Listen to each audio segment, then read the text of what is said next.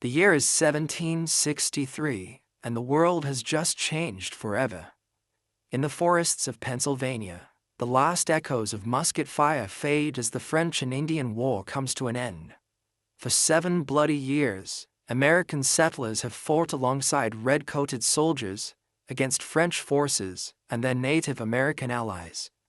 Now, as smoke clears from 100 battlefields stretching from the Ohio Valley to the frozen shores of Quebec, the crown stands triumphant. The fleur-de-lis no longer flies over North America.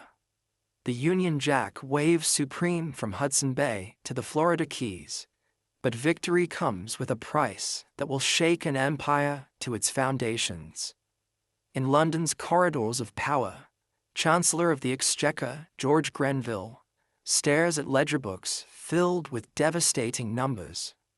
The war has cost the empire nearly £70 million, a sum so vast it strains comprehension.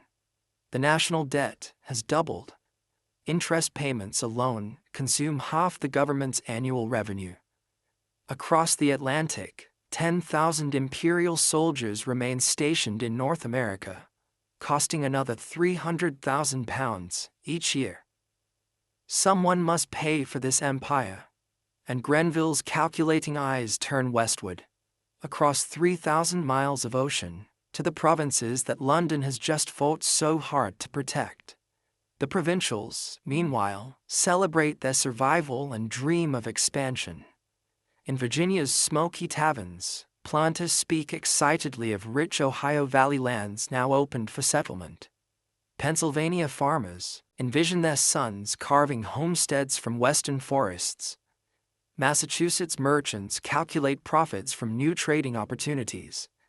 These Americans have shed their blood alongside imperial regulars. They have mortgaged their futures to support the war effort. Surely, they reason, the fruits of victory belong to them as much as to any lord in London. Then comes the proclamation of 1763, sliding like a knife between American dreams and reality. King George III's decree forbids settlement west of the Appalachian Mountains.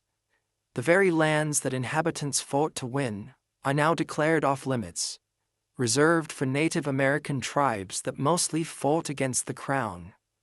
Veterans who expected land grants find their service unrewarded. Speculators who purchased Western claims discover their investments worthless. The proclamation line stretches like an invisible wall from Canada to Georgia, containing provincial ambitions within boundaries that suddenly feel like prison walls. In Williamsburg, a young Virginia lawyer named Patrick Henry reads the proclamation with growing anger. The words seem to mock everything Americans have sacrificed for. How can the empire claim to protect them by denying them the very expansion that protection was meant to secure? In Boston, Samuel Adams, cousin to the future president, but already a master of political organization, sees opportunity in provincial frustration. Grievance, properly nurtured, can grow into defiance. But the proclamation of 1763 proves to be merely the first drop in a gathering storm. George Grenville's financial calculations demand immediate action. If settlers benefit from imperial protection, London logic suggests they should help pay for it. The sugar measure of 1764 seems reasonable enough to metropolitan bureaucrats, a modest duty on molasses, sugar, and other luxury imports. But in the counting houses of Boston and New York, merchants discover that modest levies, properly enforced, can destroy profit margins built on generations of calculated risk. For decades, provincial merchants have operated in the comfortable shadows of crown law. Customs officials, poorly paid and stationed far from London oversight, have developed flexible interpretations of trade regulations. A few coins in the right hands could transform prohibited cargo into legal imports. Smuggling was not crime, but commerce. Not rebellion, but business as usual. The sugar statute changes everything. Royal Naval patrols multiply. Customs enforcement becomes systematic and unforgiving. Merchants who built their fortunes on creative interpretations of trade law suddenly find themselves branded as criminals. But it is the stamp legislation of 1765 that transforms merchant complaints into popular revolution. Unlike the sugar statute, which affects primarily the commercial classes, the stamp decree touches every American life. Every newspaper must bear an official stamp. Every legal document requires government approval purchased with imperial currency. Playing cards, dice, pamphlets, college diplomas, marriage licenses. Nothing escapes the stamp master's attention.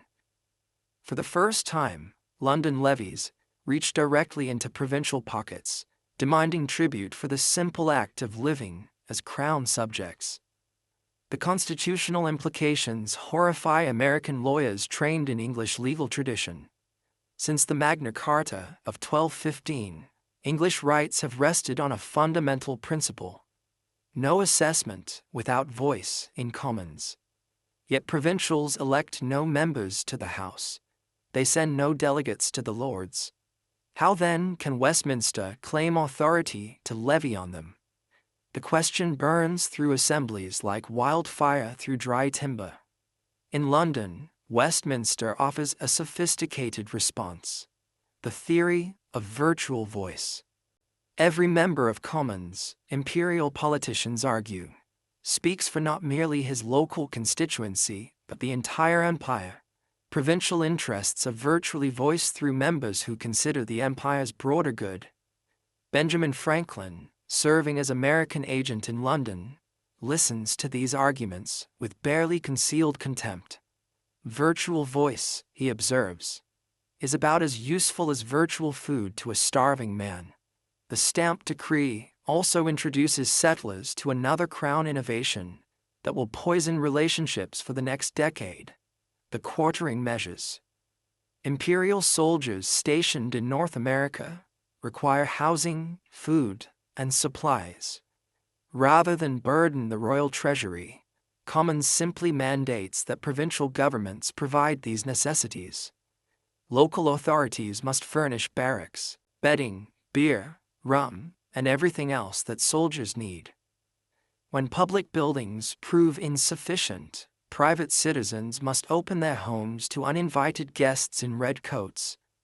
Nothing violates English rights more fundamentally than forcing free men to house soldiers in peacetime.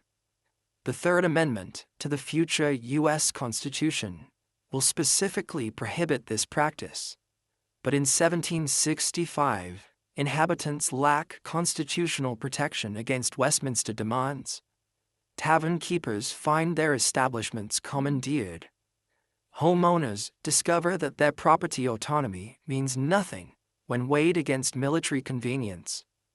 The quartering requirements transform every red-coated soldier into a symbol of provincial subjugation. Pushback begins in the shadows, but quickly moves into the light. In Boston, Samuel Adams organizes the Sons of Liberty, a name borrowed from a speech by Irish member of Commons Isaac Barre, who praised the Sons of Liberty in America. Adams understands that successful dissent requires both secrecy and publicity, both underground organization and public spectacle. The Sons of Liberty meet in private but act in public, coordinating protests that appear spontaneous, while following carefully orchestrated plans. The network spreads rapidly through provincial ports. In New York, Sons of Liberty organize under Isaac Sears and Alexander McDougall. Philadelphia's radicals rally around Charles Thompson. Charleston's dissidents center on Christopher Gadsden, whose yellow flag, bearing a coiled rattlesnake and the words, "Don't tread on me," will become an enduring symbol of American defiance. Each city develops its own methods, but all share common goals: oppose imperial assessment and coordinate provincial protest. The Sons of Liberty perfect the art of political theater. When stamp distributors accept their appointments, they find themselves confronting angry crowds that somehow materialize at exactly the right moments. Effigies hang from liberty trees in city centers, symbolic executions that promise real consequences for anyone who enforces crown law. Tar and feathers await customs officials who prove too diligent in their duties. The message spreads quickly. Collaboration with metropolitan authorities carries social and physical risks that far outweigh any financial rewards. But dissent requires more than street protests and intimidation. It demands legal justification and intellectual coherence. Provincial assemblies become laboratories for constitutional theory. In Virginia's House of Burgesses, Patrick Henry introduces resolutions that question Westminster's authority over American assessment. His words electrify listeners. If this be treason, make the most of it. Massachusetts General Court adopts similar resolutions, then calls for a stamp Congress to coordinate provincial responses. 9 provinces send delegates to New York in October 1765, creating the first inter-American political body since the Albany Congress of 1754. The Stamp Congress produces documents that will echo through the next decade of constitutional crisis.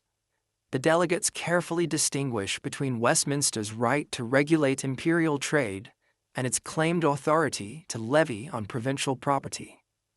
External duties on imports, they concede, might fall within legislative power, but internal assessments on American property violate fundamental principles of English autonomy. The distinction seems clear to provincial minds, but London politicians find it suspiciously convenient. Meanwhile, another network begins forming that will prove even more important than the Sons of Liberty: the Committees of Correspondence. Samuel Adams conceives the idea in Boston, but it spreads throughout the colonies, like arteries carrying revolutionary blood. Each town and county establishes a committee to maintain communication with neighboring communities and other colonies. When British authorities take action in one location, word spreads rapidly through the correspondence network, allowing coordinated responses before government officials can exploit colonial isolation. The committees transform the 13 separate colonial societies into something resembling a unified political community. A farmer in Georgia learns within weeks about tax protests in Massachusetts. A merchant in Philadelphia receives detailed accounts of customs enforcement in Charleston. For the first time, colonists begin to see their local grievances as part of a continental pattern of British oppression. In Virginia, the correspondence committees operate through the established social networks of the plantation elite. George Washington, though not yet committed to resistance, allows his Mount Vernon estate to serve as a meeting place for Fairfax County's committee. Thomas Jefferson, still a young lawyer, building his practice, finds that correspondence committee work provides excellent preparation for the constitutional arguments that will soon consume his life. The Massachusetts committees develop a more democratic character, reflecting New England's tradition of town meetings and popular participation in local government. Samuel Adams uses the Boston Committee to coordinate resistance activities throughout the province, while his second cousin, John Adams, contributes legal expertise to justify colonial opposition in terms that English lawyers cannot easily dismiss. Pennsylvania's committees reflect the colony's religious and ethnic diversity. Quakers, who oppose violence on principle, struggle to balance their pacifist beliefs with growing anger at British policies. German immigrants, many of whom came to America to escape European taxation and military service, discover uncomfortable parallels between British demands and the oppression they sought to leave behind. Scots-Irish settlers, already suspicious of British authority, need little encouragement to resist London's latest demands. The debate over resistance versus loyalty divides colonial society along lines that will persist throughout the revolutionary crisis. In every community, neighbors find themselves on opposite sides of arguments about parliamentary authority, colonial rights, and the proper relationship between subjects and sovereign. Colonial merchants face particularly difficult choices. Their businesses depend on British trade connections and imperial commercial networks. Many have family relationships in London or personal friendships with British politicians. Yet they also suffer most directly from new tax policies and customs enforcement. The Sugar Act and Stamp Act threaten their profits, while the Quartering Acts disrupt their operations. Merchants like John Hancock in Boston and Henry Lawrence in Charleston find themselves reluctantly drawn into resistance movements, despite their preference for compromise and accommodation. Religious communities struggle with conflicting loyalties. Anglican clergy, dependent on British support and committed to royal supremacy in religious matters, generally counsel obedience to constituted authority. But Congregationalist ministers in New England, Presbyterian pastors in the Middle Colonies, and Baptist preachers throughout the South often view British policies as threats to religious liberty as well as civil rights.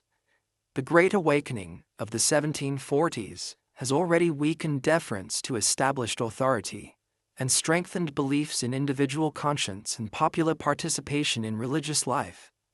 These same principles easily transfer to political resistance. The question of loyalty versus liberty becomes intensely personal for thousands of colonial families. Sons argue with fathers about their obligations to the king. Wives disagree with husbands about the wisdom of resistance. Brothers find themselves on opposite sides of constitutional questions that seem abstract until they produce real consequences in daily life. As 1765 draws to a close, colonial resistance achieves its first major victory. The Stamp Act proves unenforceable throughout British North America. No colonial stamps are sold because no one dares to sell them. Courts close rather than operate without stamped documents. Newspapers appear with skull and crossbones where tax stamps should be placed. Business continues as usual, but without any acknowledgement of parliamentary authority. In London, British merchants who depend on colonial trade begin pressuring Parliament for repeal. Colonial boycotts of British goods cost London businesses thousands of pounds in lost sales. Ships return to English ports with holds full of unsold merchandise. Credit networks that finance transatlantic commerce threaten to collapse under the strain of colonial resistance. The Rockingham Ministry, already struggling with domestic political problems, cannot ignore commercial pressure from their most important supporters. In March 1766, Parliament repeals the Stamp Act to tremendous colonial celebration. Bells ring in Boston. Cannons fire salutes in New York. Toasts are drunk in Philadelphia taverns to the health of good King George and the wisdom of Parliament. But the celebration proves premature. On the same day that Parliament repeals the Stamp Act, it passes the Declaratory Act, asserting Parliament's authority to legislate for the colonies, in all cases whatsoever. The constitutional question that divides Britain and America remains unresolved. Parliament claims unlimited authority over colonial affairs. Colonists insist on the same rights as any English subjects. These positions cannot be reconciled through compromise or accommodation. The Declaratory Act receives little attention in the euphoria of Stamp Act repeal. But Samuel Adams and other colonial leaders read its implications clearly. Britain has retreated tactically, but not strategically.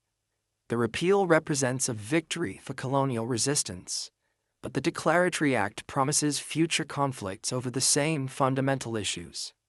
Parliament retains its theoretical claims to unlimited authority, while colonists have demonstrated practical ability to resist unwelcome policies.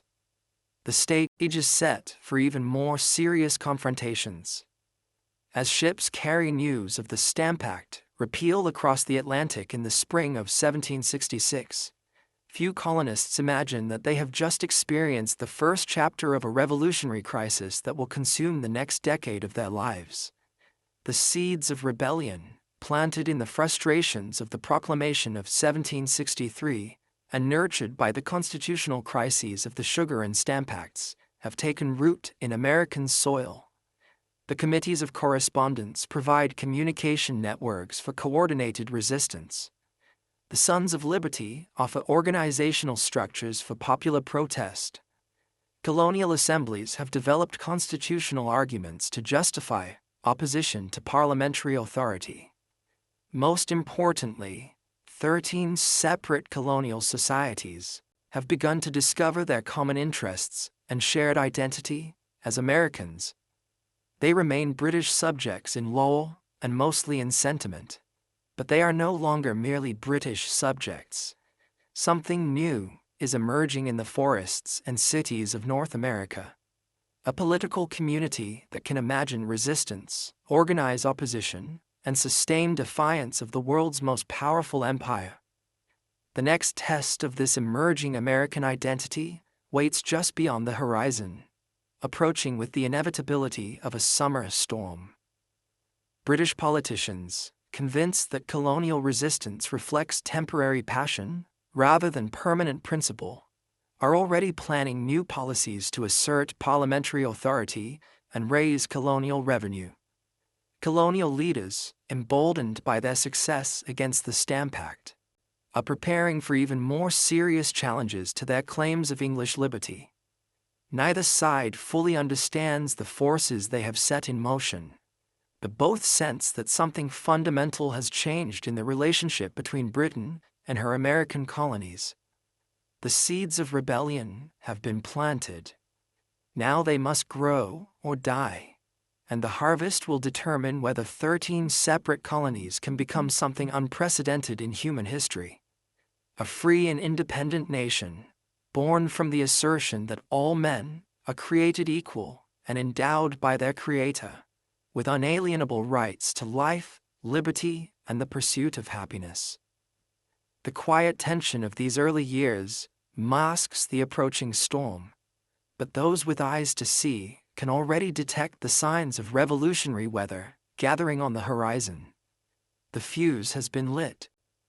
The question now is not whether it will burn, but when it will reach the powder keg of colonial resistance and British determination.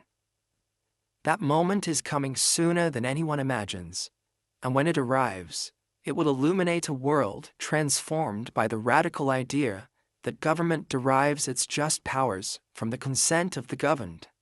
The fuse is lit. How long it smolders before reaching the powder keg depends on choices yet to be made. Euphoria of victory fades quickly in the harsh light of London politics. While patriots celebrate the repeal of the Stamp Statute, Chancellor Charles Townshend already plots the next move in Westminster's constitutional chess game.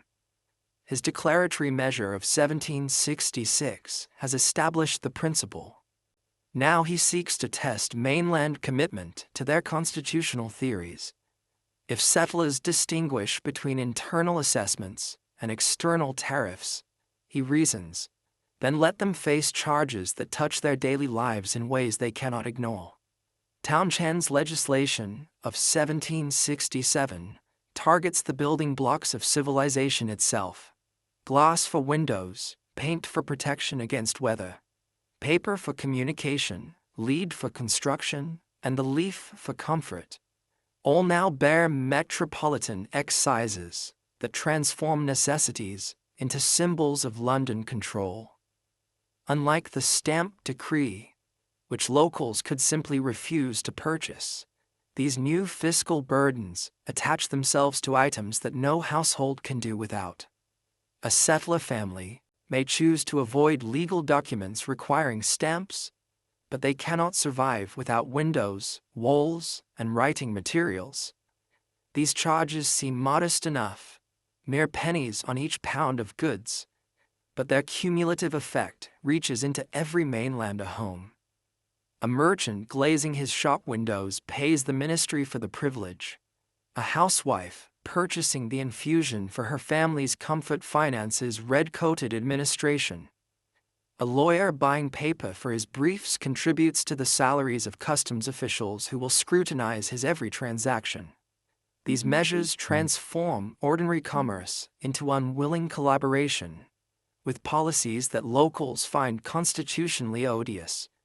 More insidiously, the Chancellor designates revenue from these tariffs to pay the salaries of governors and judges throughout the mainland. For generations, assemblies have controlled executive and judicial compensation through that power over appropriations. A governor who defies his legislature risks financial ruin. A judge who interprets law in ways that offend settler sentiment may find his salary suspended. Control over purse strings has been the province's most effective check on arbitrary authority. His scheme destroys this balance at a stroke. Metropolitan officials paid from London revenue need no longer court local favor or respect regional opinion. They become accountable only to Westminster, transforming the delicate constitutional equilibrium that has allowed mainland self-governance to flourish within the empire. Governors can now ignore assembly wishes. Judges can enforce unpopular statutes without fear of financial retaliation. Settlers discover that their practical autonomy depends on constitutional arrangements that London lawmakers can alter with a simple vote. Response comes swiftly but selectively. The port city's merchants organized the first systematic economic warfare against affected goods, appealing to patriot pride as well as constitutional principle. Why purchase metropolitan manufacturers when local artisans can supply regional needs?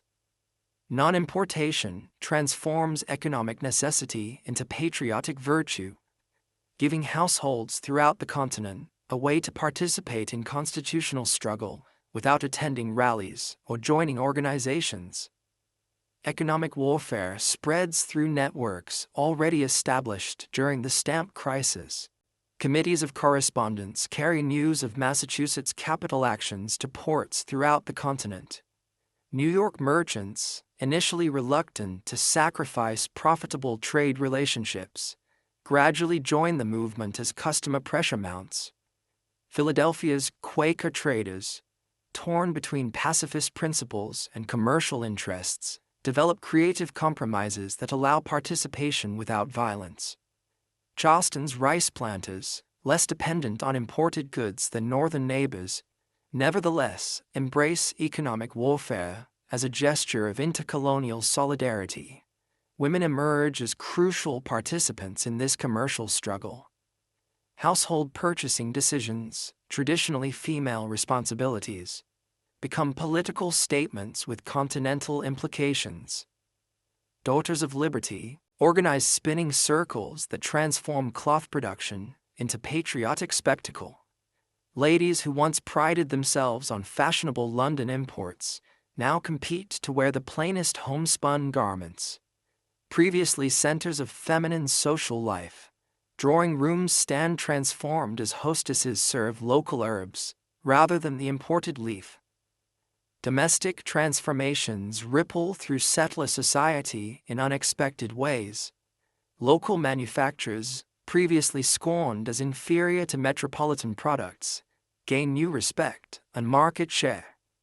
Regional artisans find themselves overwhelmed with orders from customers who previously preferred imported goods. Economic refusal inadvertently nurtures domestic industry that will prove crucial during the coming years of commercial disruption. But financial pressure moves too slowly for some mainland tempers.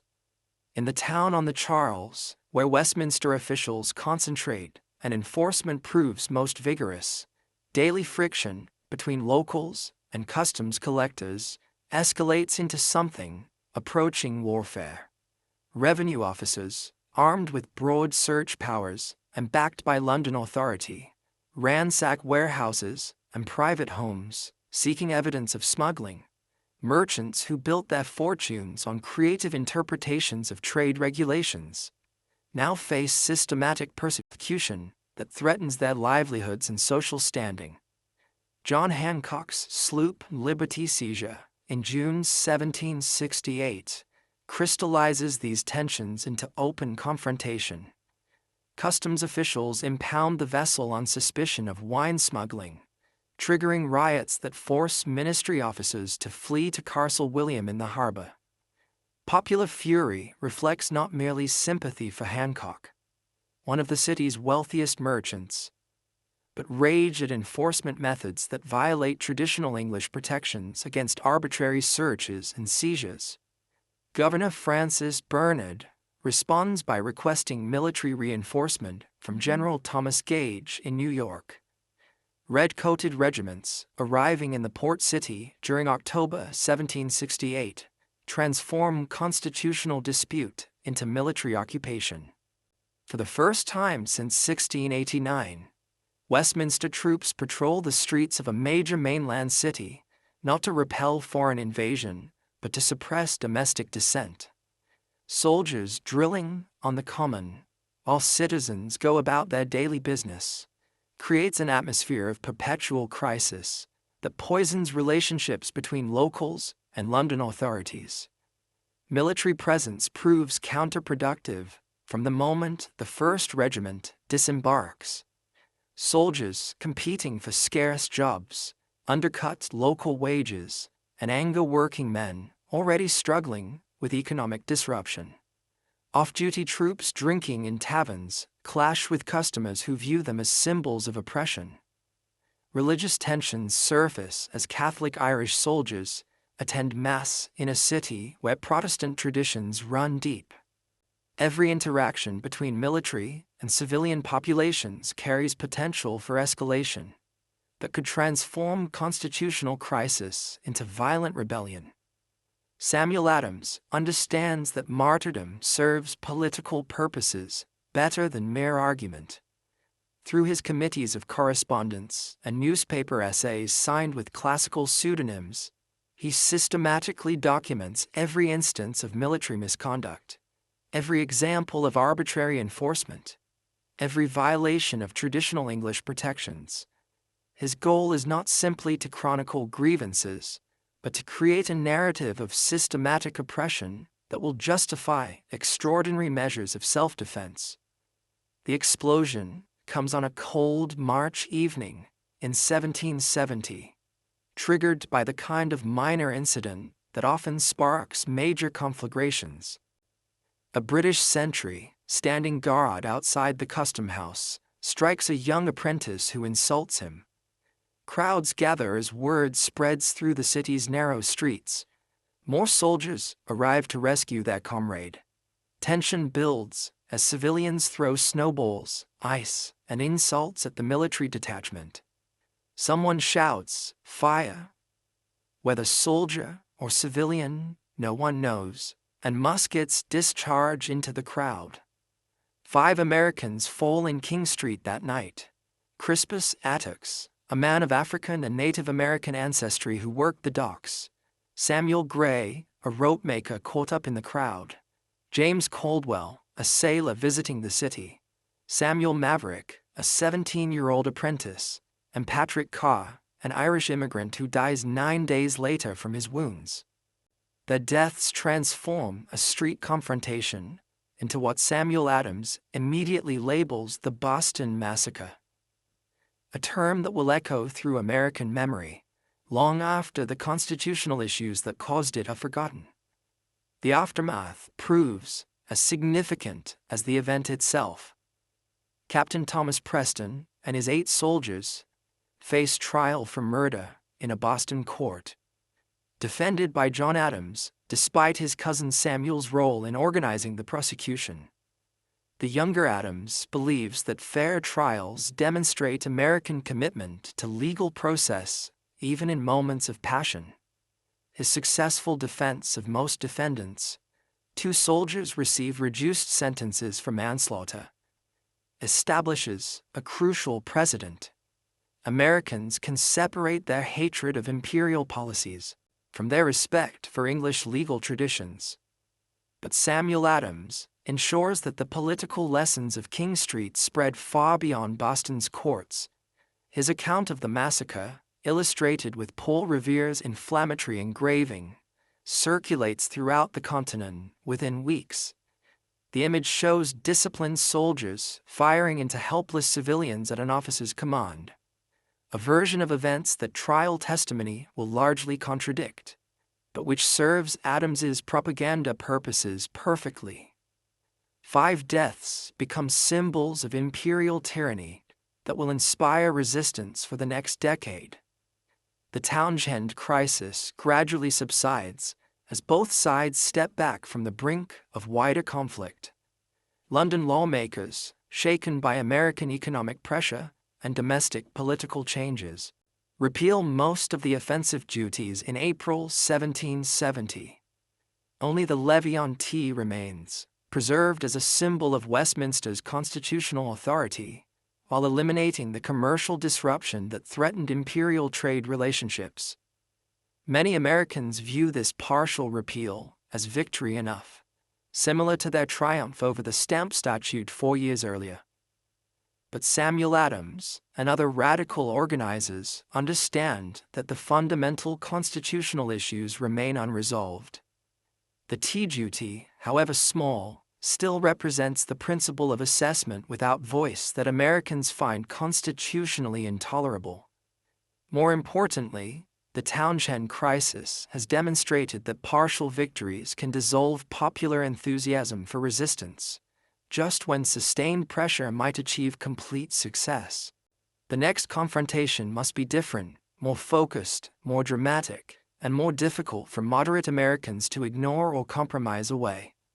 The opportunity emerges from an unexpected source: imperial bureaucrats trying to solve administrative problems rather than constitutional crises. The East India Company, crown jewel of London's commercial empire, teeters on the edge of bankruptcy by 1773. Years of mismanagement in India, costly territorial acquisitions, and competition from private merchants have left the company with massive debts and £17 million of unsold tea rotting in London warehouses. Company directors appeal to Westminster for relief, seeking not constitutional authority but simple commercial survival. Lord North's ministry crafts an elegant solution that inadvertently creates the most serious imperial crisis since the stamp controversy. The tea legislation of 1773 grants the East India Company direct sales privileges in American ports, eliminating the middlemen who have traditionally distributed imported tea through local networks. The company can now sell directly to consumers at prices lower than any competitor, including smuggled Dutch tea that has captured much of the American market during years of boycott and non-importation. The measure seems designed to benefit everyone. The company gains American sales needed for financial recovery. American consumers get cheaper tea. Imperial revenue continues flowing from the preserved Townshend duty.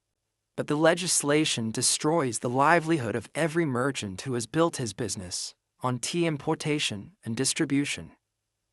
From Boston to Charleston, established traders discover that their customers can purchase superior product at lower prices directly from company agents who answer only to London directors. The commercial threat unites groups that have been divided on constitutional questions. Merchants who opposed earlier boycotts because they damaged trade relationships now face complete elimination from profitable commerce. Smugglers who ignored legal protests because they profited from illegal trade now confront company competition that makes their business unprofitable. Even moderate Americans, who supported partial reconciliation with imperial authorities, cannot ignore legislation that threatens their economic survival, while rewarding their constitutional opponents. More ominously, the Tea Statute establishes a precedent for imperial monopolies that could extend to any branch of American commerce.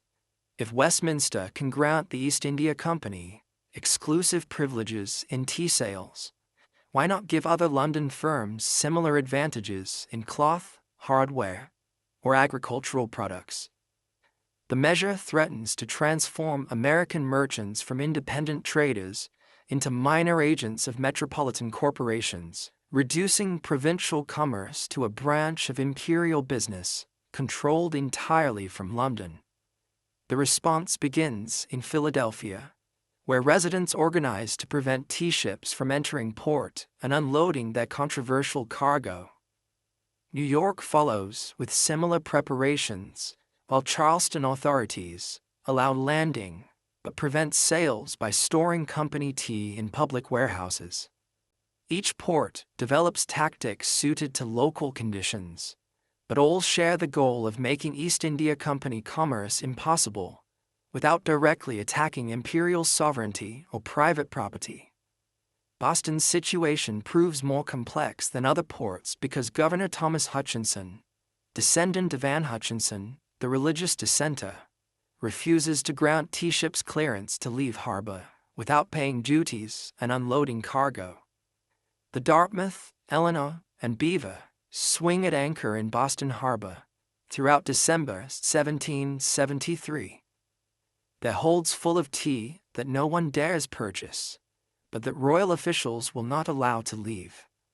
Each day that passes brings closer the deadline when customs officers will seize the cargo and sell it at public auction, achieving company goals through government action rather than voluntary commerce. Samuel Adams orchestrates the crisis with the skill of a master playwright.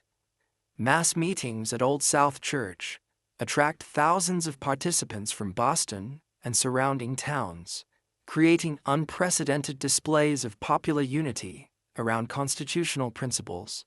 The meetings carefully avoid direct challenges to royal authority, while making clear that community sentiment overwhelmingly opposes tea sales under current conditions. Adams repeatedly emphasizes that Americans seek not to destroy property, but to prevent unconstitutional policies from taking effect through what appears to be normal commercial activity. The climax comes on December 16th, when the final deadline for resolving the tea crisis arrives without compromise from any party. Governor Hutchinson refuses to clear the ships. Company agents decline to resign their commissions. Customs officials prepare to seize the cargo at dawn. That evening, as 7,000 Americans pack Old South Church for what everyone understands may be the final peaceful assembly, Adams makes one last appeal for official cooperation in returning the tea to London unsold. When word arrives that the governor maintains his refusal, Adams speaks the words that trigger the most famous act of civil disobedience in American history. This meeting can do nothing more to save the country. Within minutes, men disguised as Mohawk Indians stream from the church toward Griffin's Wharf, where 3 tea ships wait in the gathering darkness. Working by torchlight with remarkable discipline and efficiency, they empty 342 chests of East India Company tea into Boston Harbor, carefully replacing a single broken padlock and sweeping the ships clean before disappearing into the December night. The Boston Tea Party, as it becomes known to history, represents a new form of popular protest that carefully balances respect for property rights with rejection of unconstitutional policies. The participants damage no ships, harm no persons, and steal no cargo. They even replace tea that accidentally spills into a participant's shoe, but they destroy property worth £10,000, a massive sum that demonstrates the seriousness of American constitutional objections while maintaining plausible claims of moral legitimacy. news of Boston's tea destruction spreads rapidly through the committees of correspondence, triggering celebrations in some ports and anxious discussions in others. American leaders understand that they have crossed a line from which retreat may prove impossible. Previous resistance efforts could be characterized as defensive responses to unconstitutional innovations. The tea destruction represents offensive action against established imperial authority, justified only by higher law, claims that London officials will certainly reject. The imperial response exceeds even Samuel Adams' expectations for severity and scope. Lord North's ministry, convinced that American resistance reflects temporary passion rather than permanent principle, decides to make an example of Massachusetts that will deter similar actions elsewhere. The coercive legislation of 1774 immediately branded the intolerable measures by American propagandists, targets Boston specifically, but carries implications for all provincial communities that might consider following Massachusetts's example. The Boston Port Statute closes the harbor to all commerce until the destroyed tea is paid for, and customs officers are compensated for their troubles. The Massachusetts government measure revokes the province's charter, placing appointment of council members and local officials under royal control, while severely restricting town meetings that have been the foundation of New England's self-governance.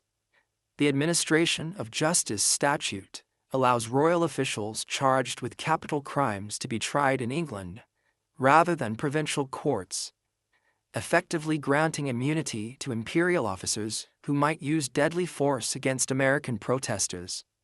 The Quebec legislation, though not technically part of the coercive measures, arrives simultaneously and amplifies their threatening implications.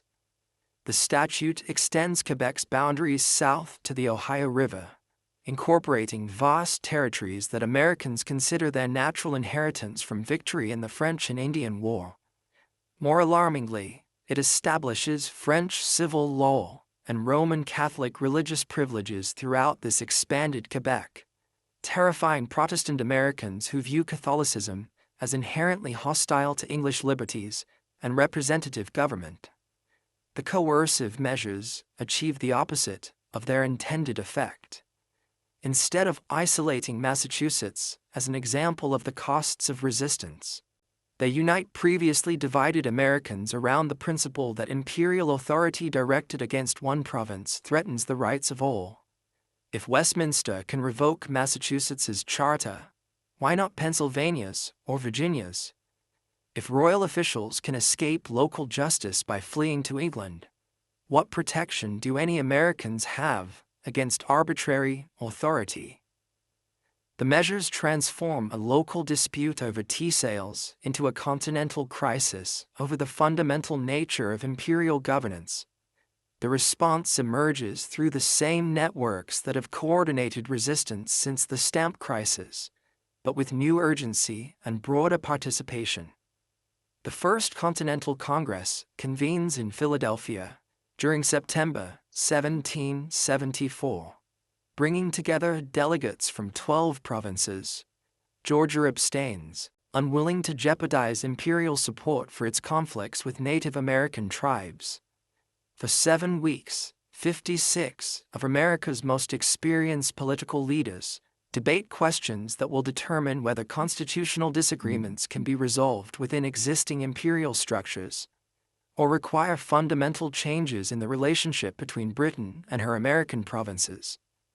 The Congress carefully balances radical demands for immediate resistance with moderate hopes for eventual reconciliation. The Continental Association establishes comprehensive non-importation, non-exportation, and non-consumption agreements that will pressure London through economic warfare, while avoiding direct challenges to imperial sovereignty. Local committees throughout the continent will enforce these agreements, creating shadow governments that exercise authority parallel to but separate from royal administration. More significantly, the Congress asserts American rights in language, that moves beyond specific grievances toward general principles of governance. The Declaration of Rights claims for Americans all the liberties enjoyed by residents of Great Britain, including trial by jury, protection against arbitrary searches, and consent to taxation through elected representatives. The claims rest not merely on English legal precedent, but on natural law principles that apply to all human societies, regardless of particular historical circumstances. The Continental Association proves remarkably effective in mobilizing popular support for resistance, while maintaining the appearance of peaceful protest. Local committees spring up in hundreds of communities, creating networks of political participation that extend far beyond traditional leadership groups. Farmers, artisans, shopkeepers, and laborers find themselves drawn into constitutional discussions that were previously confined to lawyers and politicians. The committees transform abstract arguments about parliamentary authority into practical decisions about daily consumption that every household must make. The association's enforcement mechanisms reveal how quickly constitutional resistance can develop coercive characteristics that mirror the arbitrary authority Americans claim to oppose.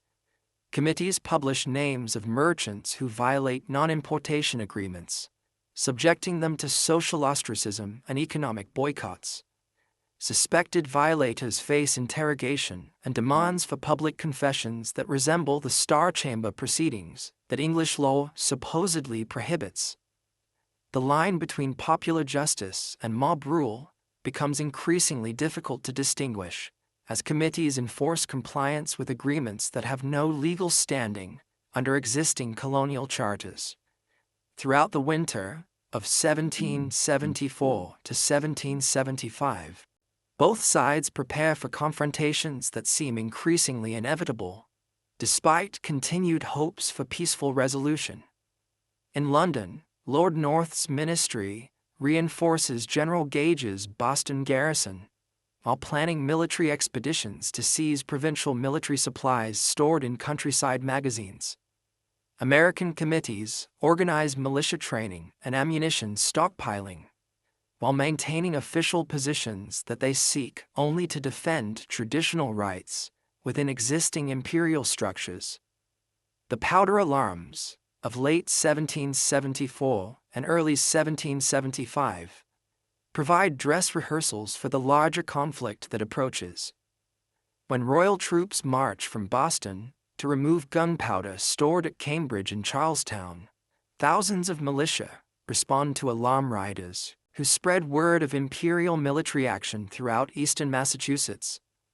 The soldiers complete their missions without firing shots, but the popular response demonstrates that Americans can mobilize armed resistance faster than royal officials anticipated, and in larger numbers than imperial forces can immediately counter.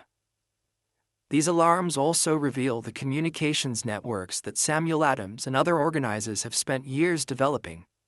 Paul Revere, William Dawes, and dozens of other riders carry news of imperial troop movements across New England within hours, allowing rapid coordination of responses across multiple provinces. The Committee of Safety stockpiles arms and ammunition, while maintaining intelligence networks that monitor every movement of royal forces. By the spring of 1775, eastern Massachusetts resembles a province under military occupation by foreign forces, rather than a peaceful corner of the British Empire. The final alarm comes on the night of April 18, 1775, when General Gage orders Lieutenant Colonel Francis Smith to march with 700 men to Concord, where provincial leaders have assembled a major military supply depot. The mission seems straightforward: seize or destroy the ammunition before it can be used against royal authority. Arrest Samuel Adams and John Hancock if possible, and demonstrate that imperial forces retain the initiative in this escalating crisis. But Paul Revere, William Dawes, and Dr. Samuel Prescott carry warning across the countryside faster than Smith's column can march.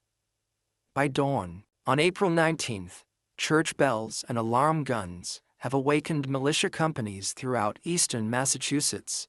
Hundreds of armed farmers converge on the route that royal troops must follow on their return to Boston, transforming what began as a simple supply raid into a running battle that will consume the next 8 years of American and British lives.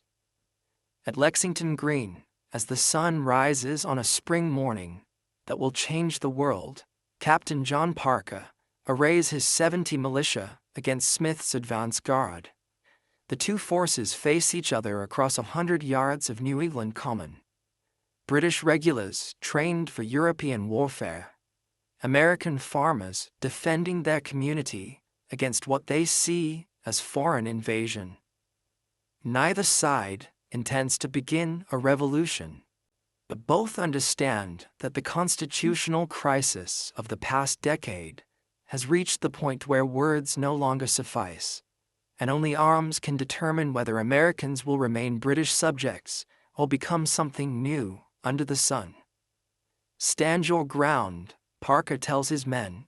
Don't fire unless fired upon, but if they mean to have a war, let it begin here.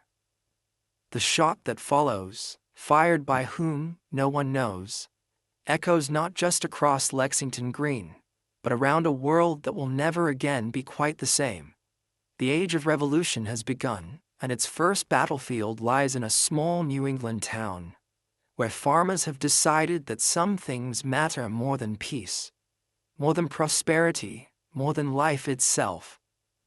The long argument over imperial authority and provincial rights has ended. Now comes 8 years of war, to determine whether the ideas that Americans have been discussing in assemblies and committees can survive the test of battle against the world's most powerful empire. The road to revolution, paved with good intentions and constitutional theories, has led to this moment when theory must give way to practice, and arguments must yield to action. Everything that follows will be different, more dangerous, more costly, more uncertain, but also more decisive. The question is no longer whether Americans can remain loyal British subjects while maintaining their traditional rights. The question now is whether they can create a new form of government based on principles that most of the world considers impossible dreams, that all men are created equal, that governments derive their just powers from the consent of the governed, and that people have not only the right, but the duty to alter or abolish governments that become destructive of the ends for which they were instituted. The American Revolution has begun. Captain John Parker's 70 Minutemen scatter across Lexington Green as Major John Pitcairn's advance guard approaches through the morning mist. 8 locals lie dead, 10 wounded, and the rest flee toward Concord as red-coated Marines reform their ranks. Lieutenant Colonel Francis Smith's column resumes its march, confident that a show of force has restored Westminster's authority over rebellious settlers. Behind them, riders gallop toward surrounding towns with news that will transform scattered militia companies into something resembling an army. Dr. Samuel Prescott reaches Concord ahead of the Metropolitan Expedition, allowing patriots to disperse most military supplies before soldiers arrive. What the ministry troops discover disappoints them.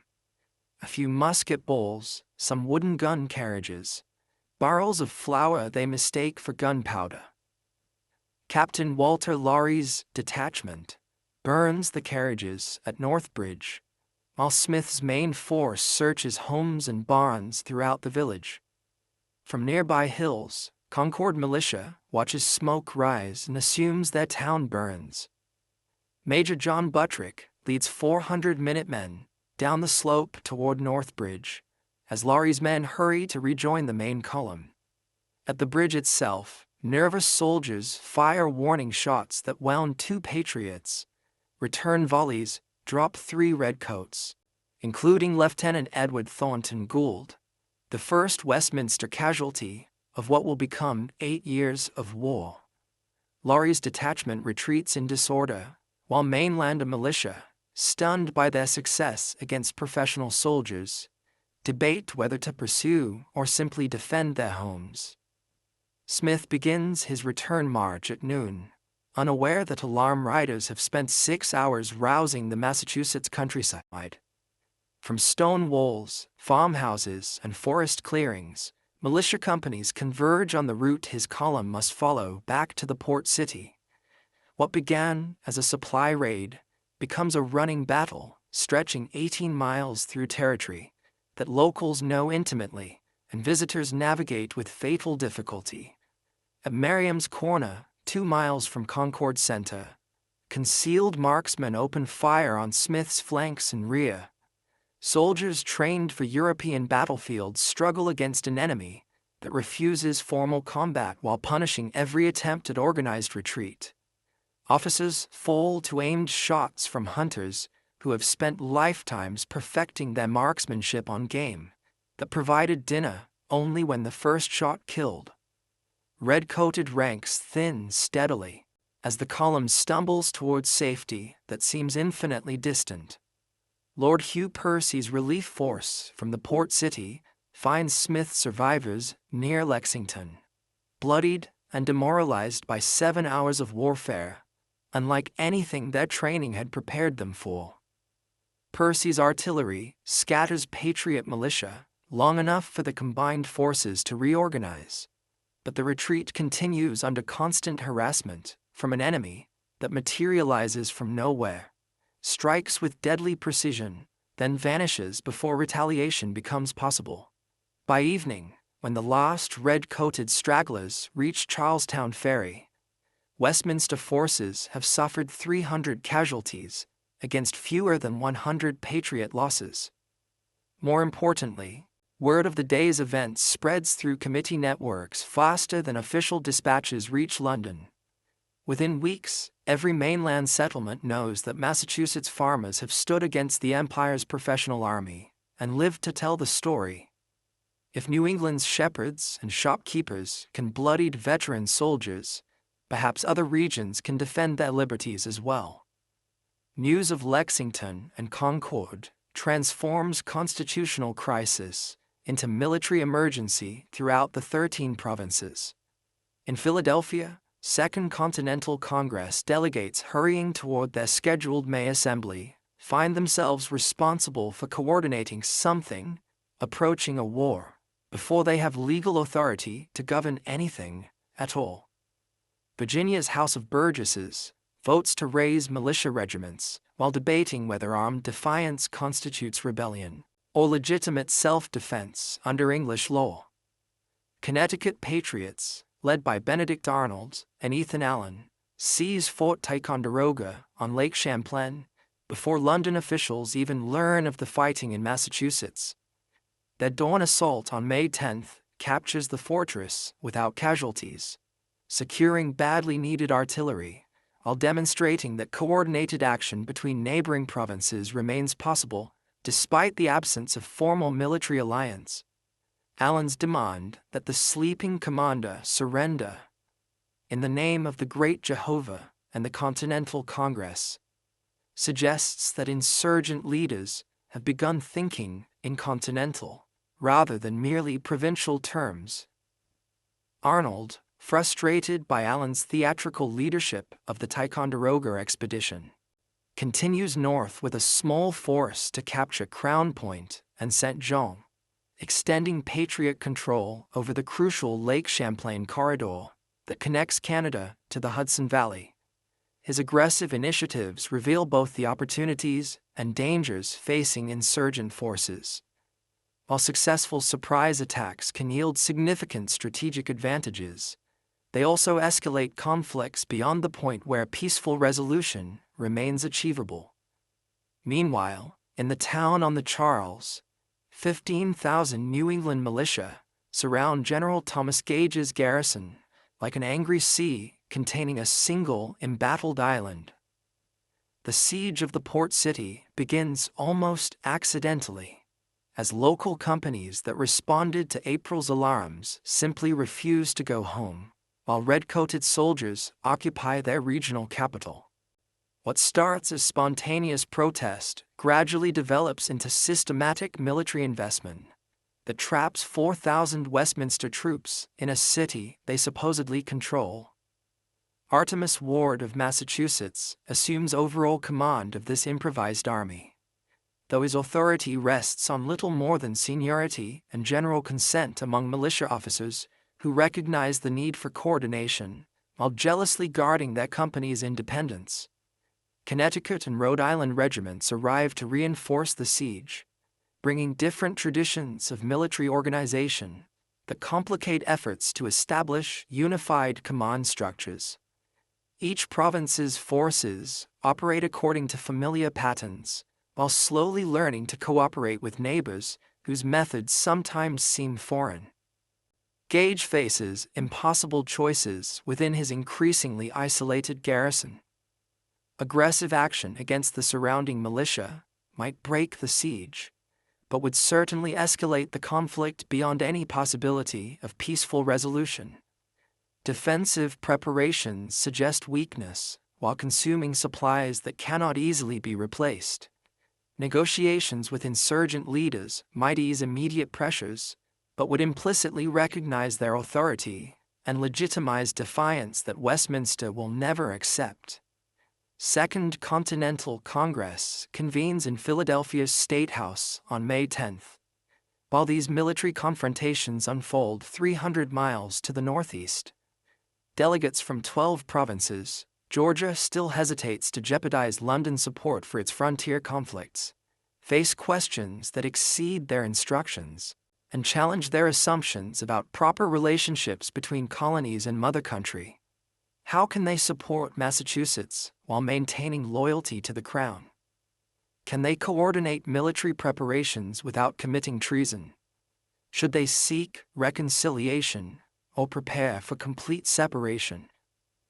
John Adams arrives in Philadelphia, convinced that reconciliation has become impossible and that only independence can secure mainland liberties.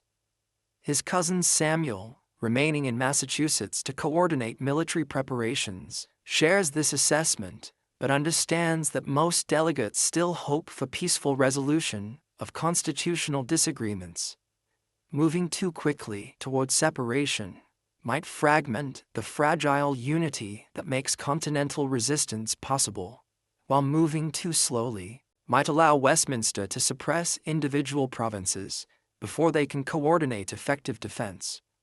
Virginia's delegation, led by the imposing figure of George Washington, brings credibility and continental perspective that Massachusetts radicals desperately need. Washington's military experience in the French and Indian War, combined with his reputation for sound judgment and personal integrity, makes him a natural choice for senior military command if Congress decides to assume responsibility for the forces surrounding the port city. More importantly, his Virginia origins ensure that Northern resistance cannot be dismissed as regional fanaticism. Debates in the State House reveal the fundamental tensions that will shape insurgent strategy throughout the coming conflict. Moderate delegates from Pennsylvania and New York seek policies that will pressure Westminster toward accommodation, while avoiding actions that might provoke irreversible escalation. Radical representatives from Massachusetts and Virginia argue that half measures will fail to secure liberty, while encouraging London to believe that sufficient pressure can restore colonial obedience. On June 15, Congress resolves these tensions by appointing Washington as General and Commander-in-Chief of the Army of the United Colonies, language that carefully avoids claiming independence while assuming responsibility for military forces that have no legal standing under existing colonial charters. His commission authorizes him to command troops from multiple provinces in defense of American liberty, terms that remain deliberately ambiguous about ultimate political objectives, while providing practical authority for immediate military necessities.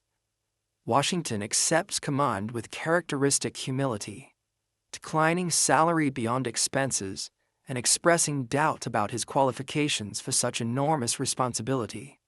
His farewell dinner with Philadelphia delegates reveals the magnitude of the task he has undertaken, transforming militia companies from different provinces with varying equipment and conflicting traditions into something resembling a professional army capable of sustained warfare against experienced European forces.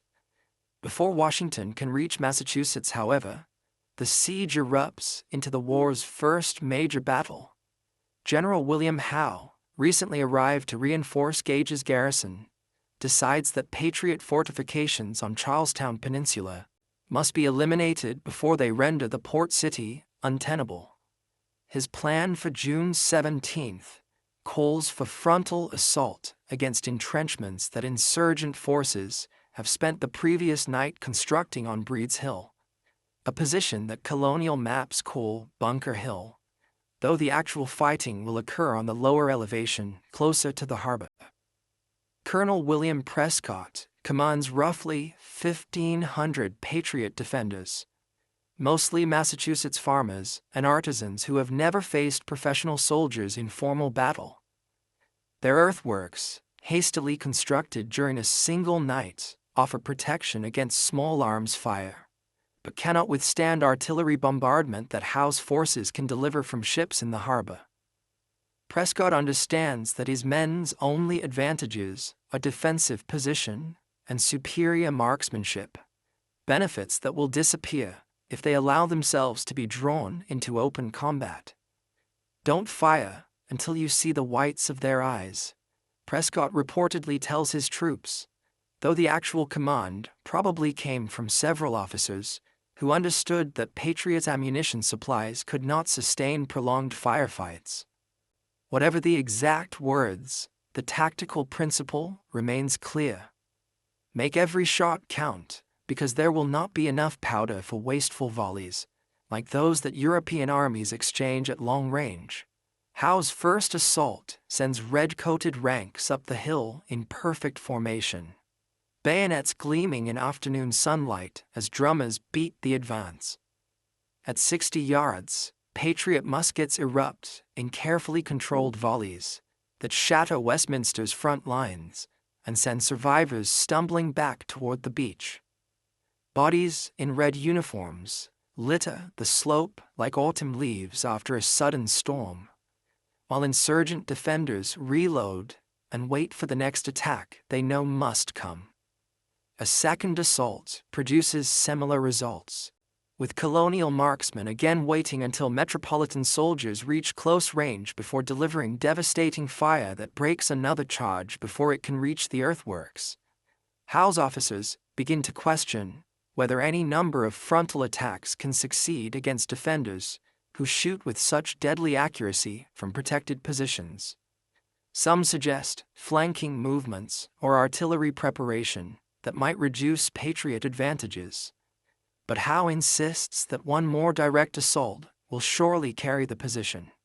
His third attack succeeds only because insurgent ammunition finally runs out after hours of sustained combat.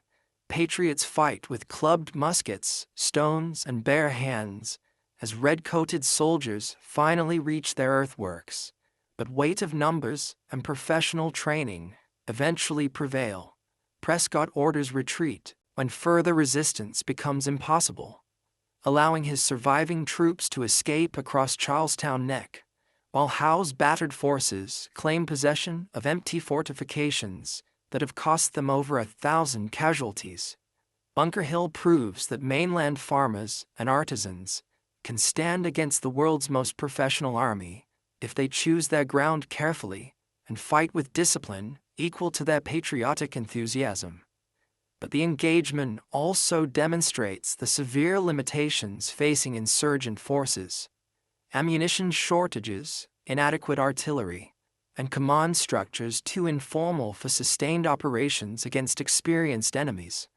Most soberly, retreat under fire requires training that militia companies have never received, and cannot improvise under battlefield conditions. Washington reaches Cambridge 2 weeks after the battle to find an army that exists more in congressional imagination than military reality. 16,000 men surround the port city, but they represent dozens of separate units with different equipment, varying terms of enlistment, and conflicting ideas about military discipline. Connecticut troops refuse to accept orders from Massachusetts officers. Rhode Island companies demand different rations than their neighbors receive. New Hampshire regiments threaten to go home when their ammunition runs low. Creating unity from this diversity challenges Washington's diplomatic skills as much as his military experience. He must persuade men who consider themselves equals to accept hierarchical command structures that contradict their civilian assumptions about authority and consent. Provincial soldiers who elected their officers resist orders from commanders they did not choose. Farmers accustomed to seasonal rhythms cannot understand why military service requires year-round commitment, regardless of harvest schedules. Gradually, through personal example and careful attention to individual concerns, Washington begins molding his heterogeneous command into something approaching a continental army. Daily drills transform civilian militias into disciplined units capable of coordinated maneuvers. Standardized equipment and uniforms create visual symbols of unity that help soldiers think beyond provincial boundaries. Most importantly, shared hardships and common dangers forge bonds between men from different regions who discover they can trust neighbors they previously knew only by reputation. While Washington organizes his army, Congress debates whether to seek reconciliation or prepare for complete separation from the empire. The Olive Branch Petition, drafted by John Dickinson and approved in July, represents moderate delegates' final attempt to restore harmony through direct appeal to King George III. The document acknowledges attachment to Your Majesty's person, family, and government, while requesting royal intervention to prevent further effusion of blood through parliamentary policies that violate traditional English liberties. But even as Congress approves this conciliatory gesture, it also issues a declaration of causes of taking up arms that adopts much more militant language. Thomas Jefferson and Dickinson's joint composition asserts that Americans are resolved to die freemen rather than live slaves, while stopping just short of declaring independence. The document warns that insurgent forces will fight until terms of peace shall be agreed upon, that secure colonial rights within the empire or permit honorable separation from it. King George's response eliminates any remaining hopes for peaceful resolution. The Proclamation of Rebellion, issued in August, declares the provinces in open and avowed rebellion, and authorizes military force to restore imperial authority. More ominously, the ministry begins recruiting German mercenaries to reinforce Westminster troops already in America, suggesting that London views this conflict as a foreign war rather than a domestic dispute requiring careful political management. News of Hessian recruitment reaches the mainland by autumn, hardening attitudes among moderates who previously supported reconciliation efforts. If the crown treats loyal subjects like foreign enemies, why should those subjects maintain loyalty to a sovereign who denies their legitimate claims? German soldiers fighting in America will serve foreign interests rather than defending English liberties, making this struggle between competing visions of constitutional government rather than merely between authority and resistance. Congressional response comes through Thomas Paine's pamphlet, Common Sense, published in January 1776, with the implicit blessing of radical delegates who understand that popular opinion must be prepared for the independence they increasingly view as inevitable. Paine's plain language reaches audiences beyond the educated elites who have dominated political discourse, explaining complex constitutional arguments in terms that farmers, artisans, and laborers can easily understand. Society in every state is a blessing, but government, even in its best state, is but a necessary evil. Paine writes, attacking not merely particular policies, but the entire principle of hereditary monarchy that places fallible human beings in positions of unlimited authority over their fellow creatures. His argument proceeds from philosophical first principles to practical considerations, demonstrating why American independence serves both justice and expediency, while reconciliation benefits neither the mainland nor the mother country. Common Sense sells 120,000 copies within 3 months of publication, reaching readers in every province and social class. Paine donates his profits to support continental military preparations, making his pamphlet a contribution to the cause as well as an argument for it. More importantly, his essay transforms the language of political debate from constitutional technicalities about parliamentary authority to fundamental questions about human nature, social organization, and the proper basis for governmental legitimacy. By spring 1776, military events have outpaced political discussions that once seemed urgent but now appear increasingly irrelevant. Washington's army has forced Westminster troops to evacuate the port city, demonstrating that continental forces can achieve strategic objectives despite their obvious limitations. The failed invasion of Canada has shown that patriot ambitions extend beyond mere defensive measures to include offensive operations aimed at securing territorial advantages. Both sides have committed resources and shed blood in quantities that make peaceful reconciliation difficult to imagine. Richard Henry Lee's resolution, introduced in Congress on June 7, finally addresses the fundamental question that delegates have been circling for over a year: that these united colonies are, and of right ought to be, free and independent states, that they are absolved from all allegiance to the British Crown, and that all political connection between them and the state of Great Britain is, and ought to be, totally dissolved. Debate over Lee's motion reveals how far American thinking has evolved since the First Continental Congress carefully limited its demands to traditional rights within the existing imperial structure. Independence no longer seems like a radical departure from legitimate goals, but rather the logical culmination of principles that patriots have been defending since the stamp crisis.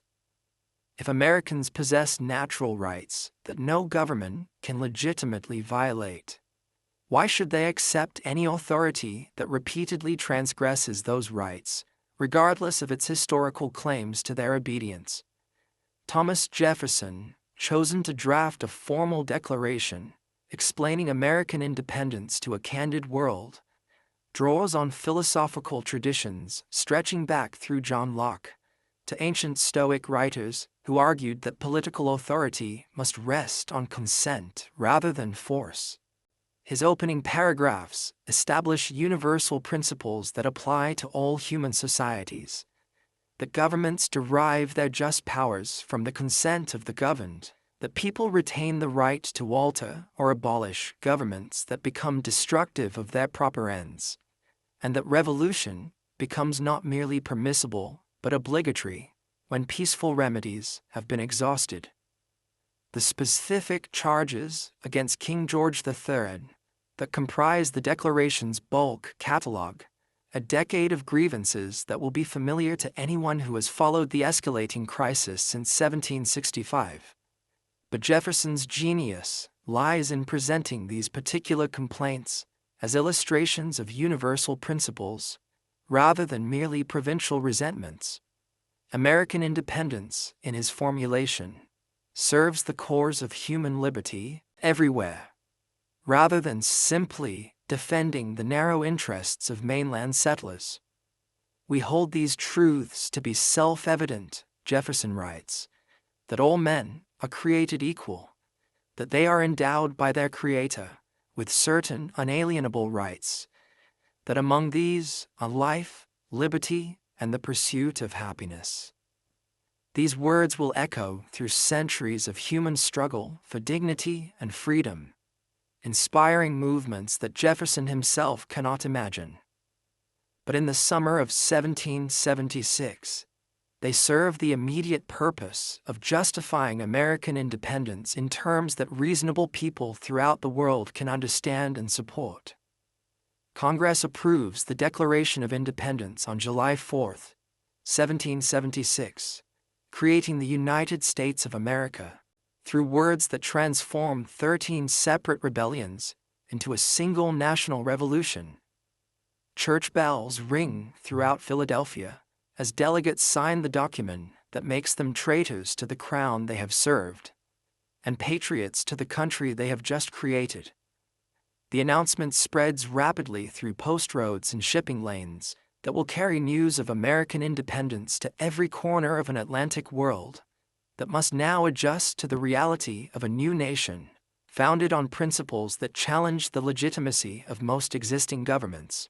Washington orders the Declaration read to his troops in New York, where they have gathered to defend against the Westminster invasion that everyone expects will follow independence, as surely as thunder follows lightning. Soldiers cheer the words that give meaning to their sacrifices, while officers contemplate the enormous task of defending a newborn republic against enemies who command the world's most powerful military forces.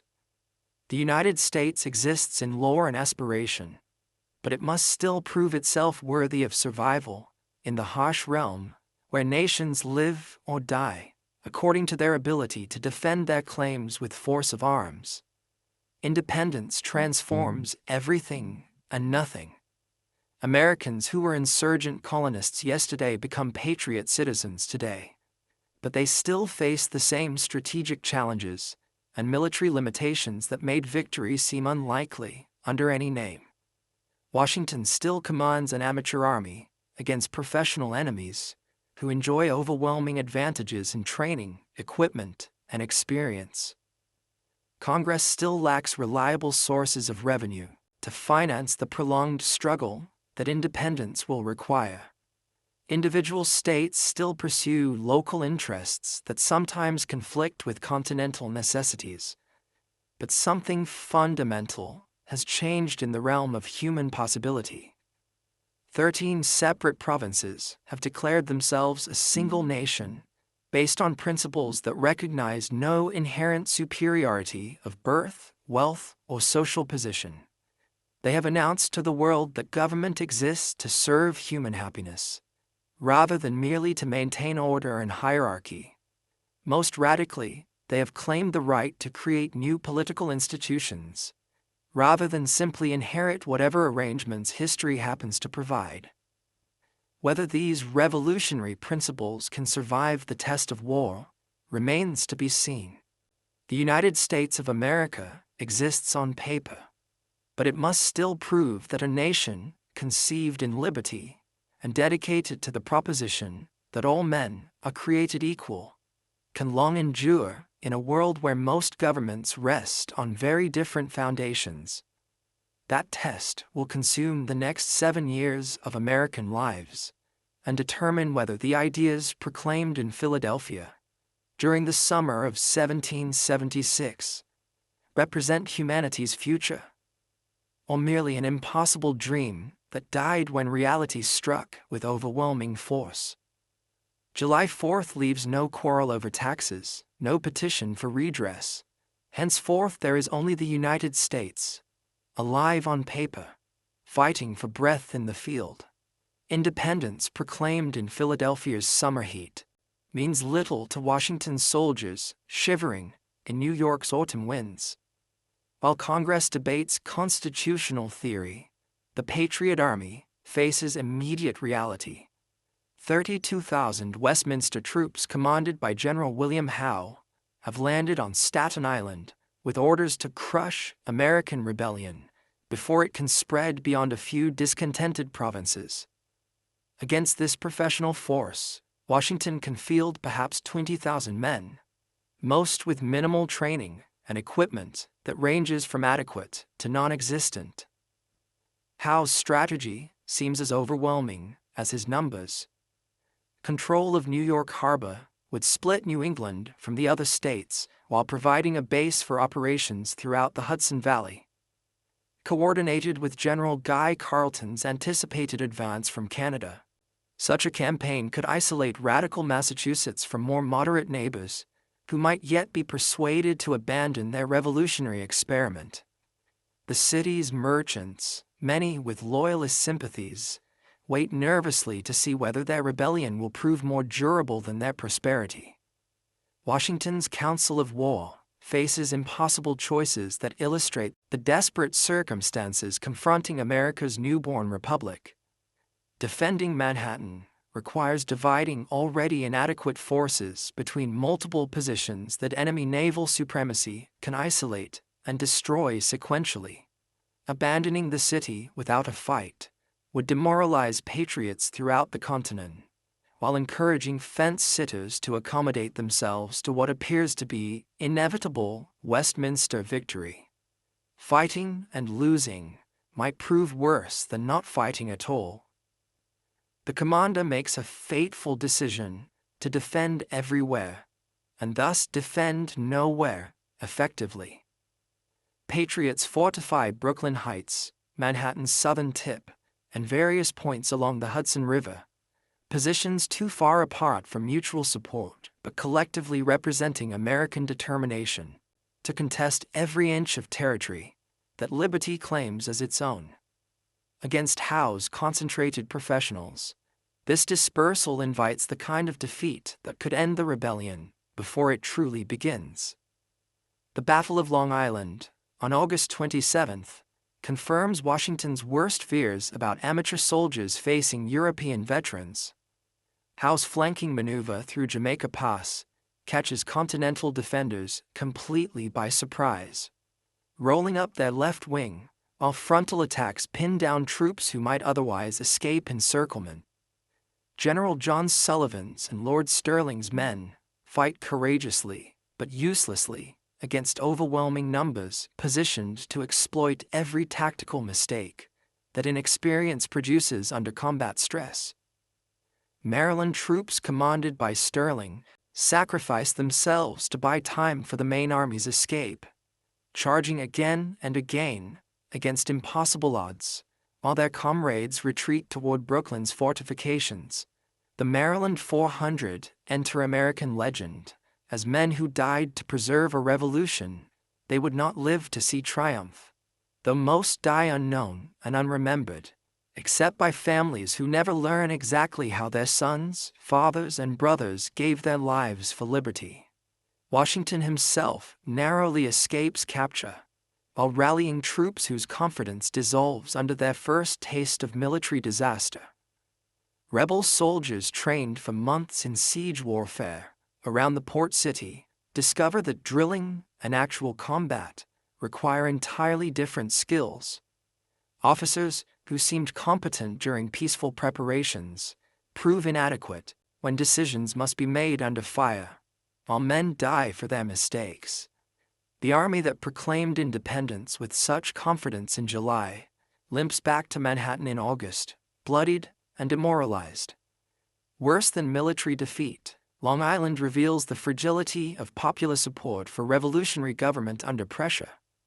Long Island farmers, faced with occupying troops who demand loyalty oaths, discover that abstract principles matter less than immediate security for families and property. Merchants who applauded independence when it seemed costless begin calculating whether continued defiance serves their interests when Westminster forces control local commerce. The revolution must prove itself worthy of sacrifice, but early evidence suggests it may demand more than most people are prepared to give. Howe's methodical advance up Manhattan Island through September and October demonstrates professional military competence that amateur opposition cannot match. At Harlem Heights, American troops achieve a minor tactical success that briefly restores morale, but strategic realities remain unchanged. Westminster forces control the rivers, possess overwhelming numerical superiority, and can choose when and where to fight battles that American commanders must accept or abandon their positions entirely. Fort Washington's surrender in November epitomizes the disasters that follow when Republican enthusiasts confront Imperial professionals.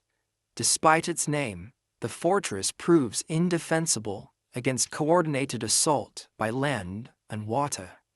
Yet American commanders convince themselves that patriotic determination can substitute for adequate preparation and realistic strategy. When Hessian troops storm the works, they capture nearly 3,000 rebel soldiers, whose loss leaves Washington with barely enough men to constitute an army. Retreat across New Jersey becomes a race against time as the Patriot Army dissolves through desertion, expiring enlistments, and sheer exhaustion.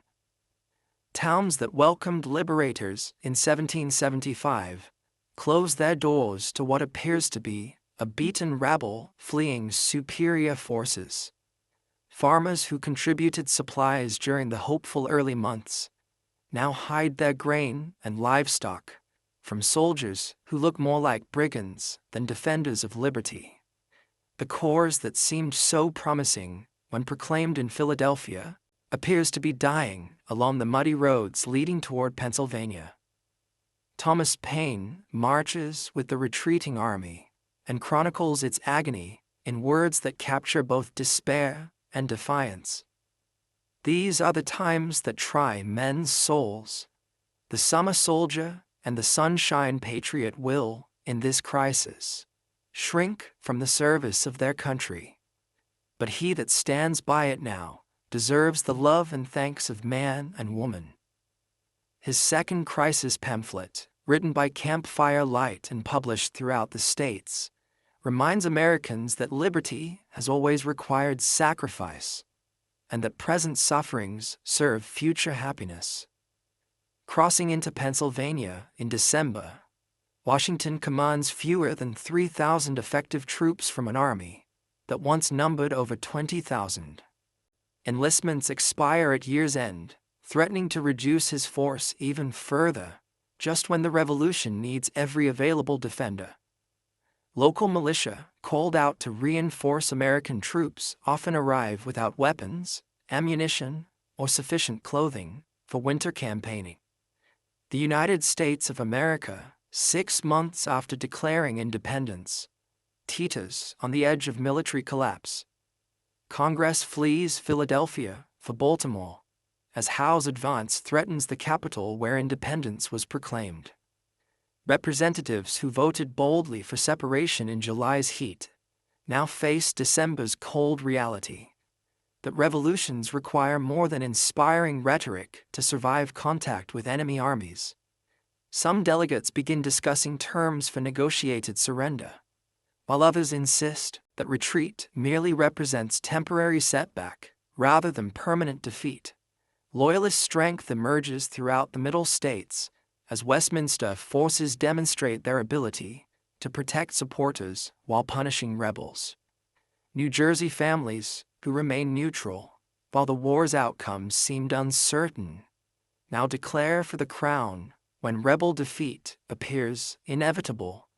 Local committees that enforced non-importation agreements and patriotic conformity discover that their authority evaporates when enemy troops patrol nearby roads.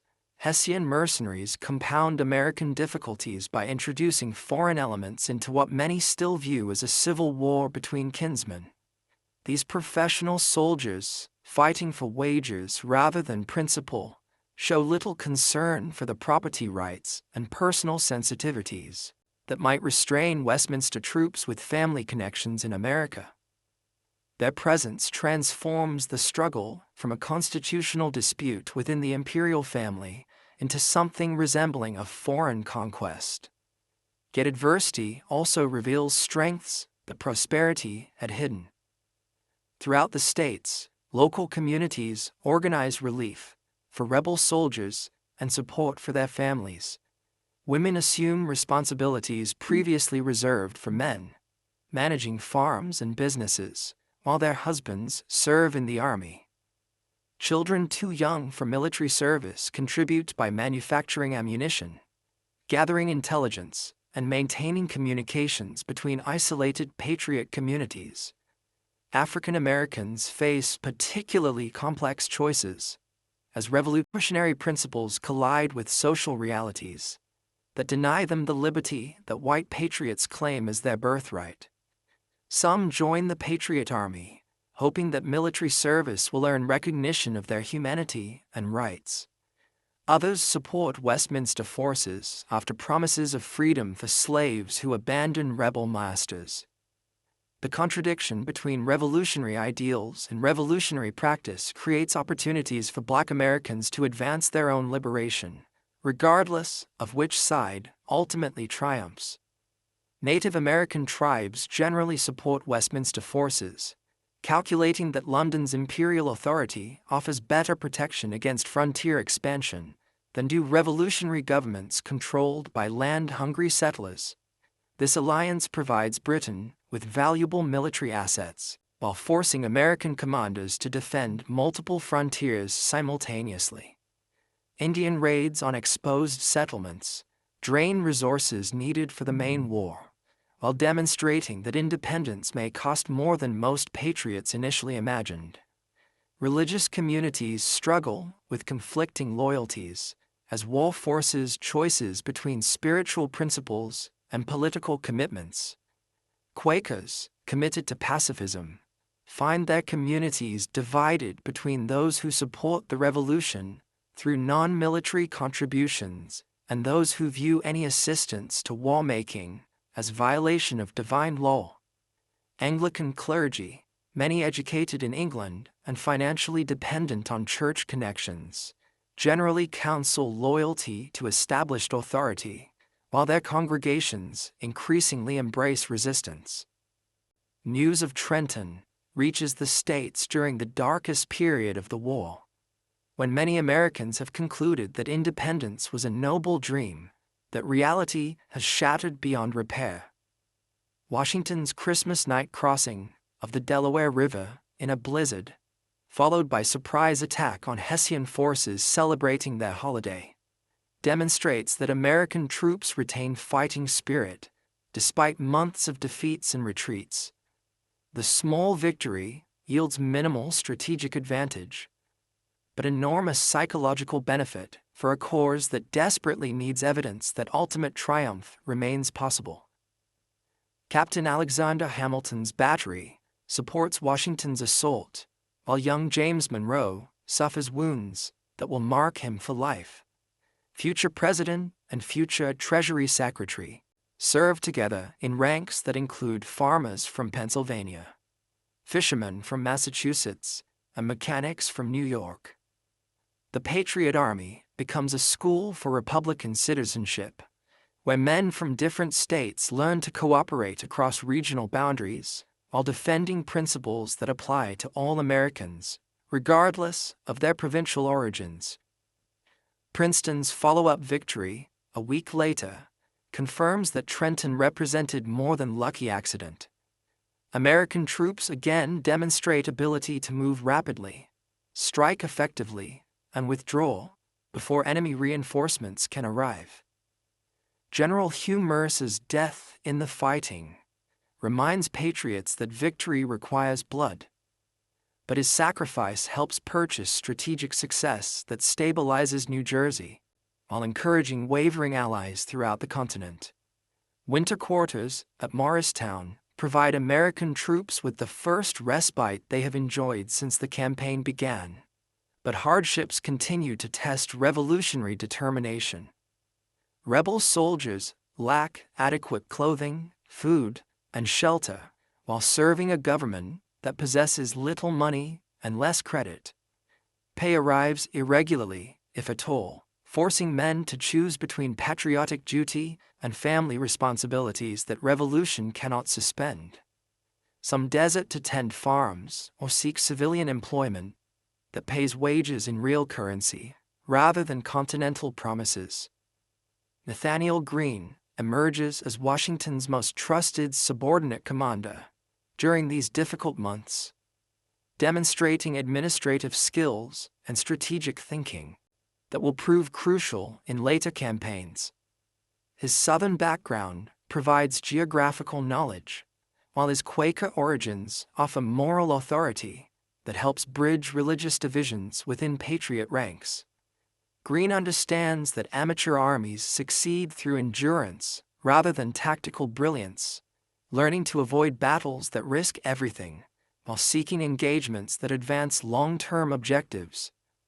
Henry Knox's epic winter journey from Fort Ticonderoga delivers artillery that transforms Patriot capabilities, while demonstrating logistical innovation that European armies rarely attempt. Dragging 59 cannons 300 miles through snow and ice requires improvisation and determination that professional soldiers might consider impossible. Knox's success proves that American resourcefulness can sometimes substitute for conventional military assets while providing siege weapons that will prove essential in future operations. British strategy begins to shift as Howe recognizes that military victories alone cannot restore imperial authority over populations committed to independence. Conquering territory proves meaningless if inhabitants remain hostile and ready to resume rebellion whenever opportunity arises. London policymakers gradually realized that suppressing American independence will require resources and commitments that exceed what domestic politics can sustain indefinitely. French interest in American independence intensifies as Benjamin Franklin begins his diplomatic mission in Paris, though formal alliance remains months away. Vajanas and other ministry officials calculate that American success would weaken Britain while advancing French interests, but they hesitate to commit resources to what might prove a losing cause. Secret aid flows to Patriot forces through commercial channels that preserve official neutrality while testing American military potential. Valley Forge looms ahead as winter quarters where the Patriot Army will either forge itself into an effective fighting force or dissolve under pressures that have already reduced it to a barely functioning remnant of its original strength. Washington's correspondence reveals his understanding that 1778 must bring decisive changes, either foreign assistance that tilts the balance toward American success, or military improvements that allow Patriot forces to compete effectively against professional enemies, or political developments that restore popular enthusiasm for independence. As 1777 draws to a close, the American Revolution hangs by threads so slender that slight changes might snap them entirely.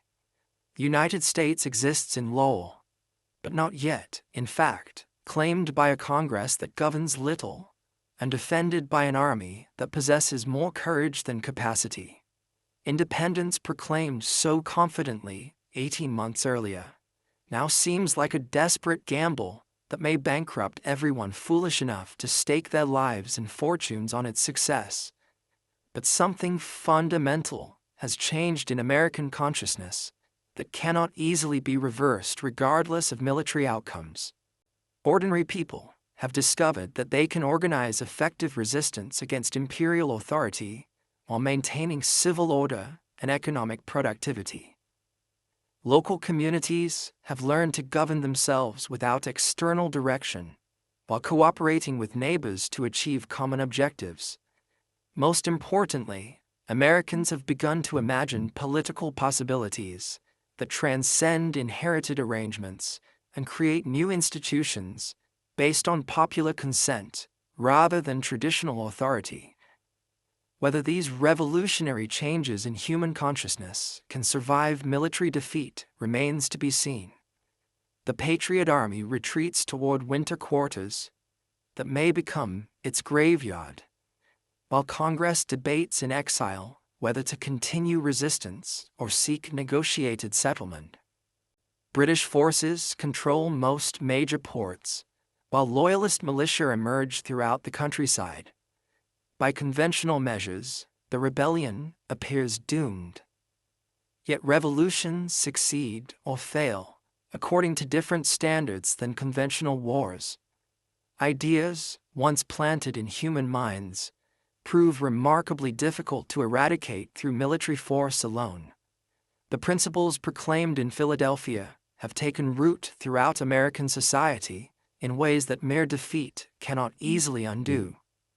Independence may yet survive the winter that threatens to kill the army that defends it, preserved in the hearts and minds of people who have glimpsed possibilities that transform how they understand government, liberty, and their own place in the world. Snow begins falling at Valley Forge as Washington's ragtag host settles into winter quarters that will either temper it into a professional weapon or shatter what remains of organized resistance. Yet 300 miles to the north, events already underway are about to turn this uprising from a provincial revolt into a global confrontation that will upset the balance of power on 4 continents. General John Burgoyne marches south from Canada with 7,000 redcoats, Hessians, and native allies, certain his well-choreographed invasion will cleave New England from the other states like a surgeon's scalpel. On London maps, his design appears flawless. Push down Lake Champlain to Albany, rendezvous with Colonel Barry St. Leger, advancing from Oswego, and with General Howe driving up the Hudson. The converging blades, Westminster believes, will crush rebel resistance in the valley and prove the empire can still execute complex operations despite America's untamed landscape. Fort Ticonderoga falls on 5 July 1777, vindicating metropolitan optimism. The stronghold snatched so dramatically by Benedict Arnold and Ethan Allen 2 years earlier capitulates almost without a shot once Royal gunners haul cannon onto Mount Defiance. General Arthur St. Clair withdraws in haste, leaving wagons of provisions that Burgoyne's column sorely needs for the wilderness trek toward Albany. The triumph, however, becomes a millstone. Chasing St. Clair eats precious weeks, and word of Ticonderoga's loss flashes through New England's alarm network, spurring farmers who might have stayed neutral to take up arms. Nothing rallies local resolve more quickly than proof that royal bayonets can stab deep into land patriots consider their birthright. Burgoyne's procession into the interior exposes the fatal flaw in London's scheme, applying European logistics to North American woods. His enormous baggage train, perfectly ordinary on the continent, turns into an anchor on roads that must be hacked from forest and bridged with felled trees. Colonial axemen drop pines across the route, while local bands pepper every foraging party. 20 miles of track consume nearly a month. Settlers drive off livestock, torch grain, and leave only bare hearths for the invaders.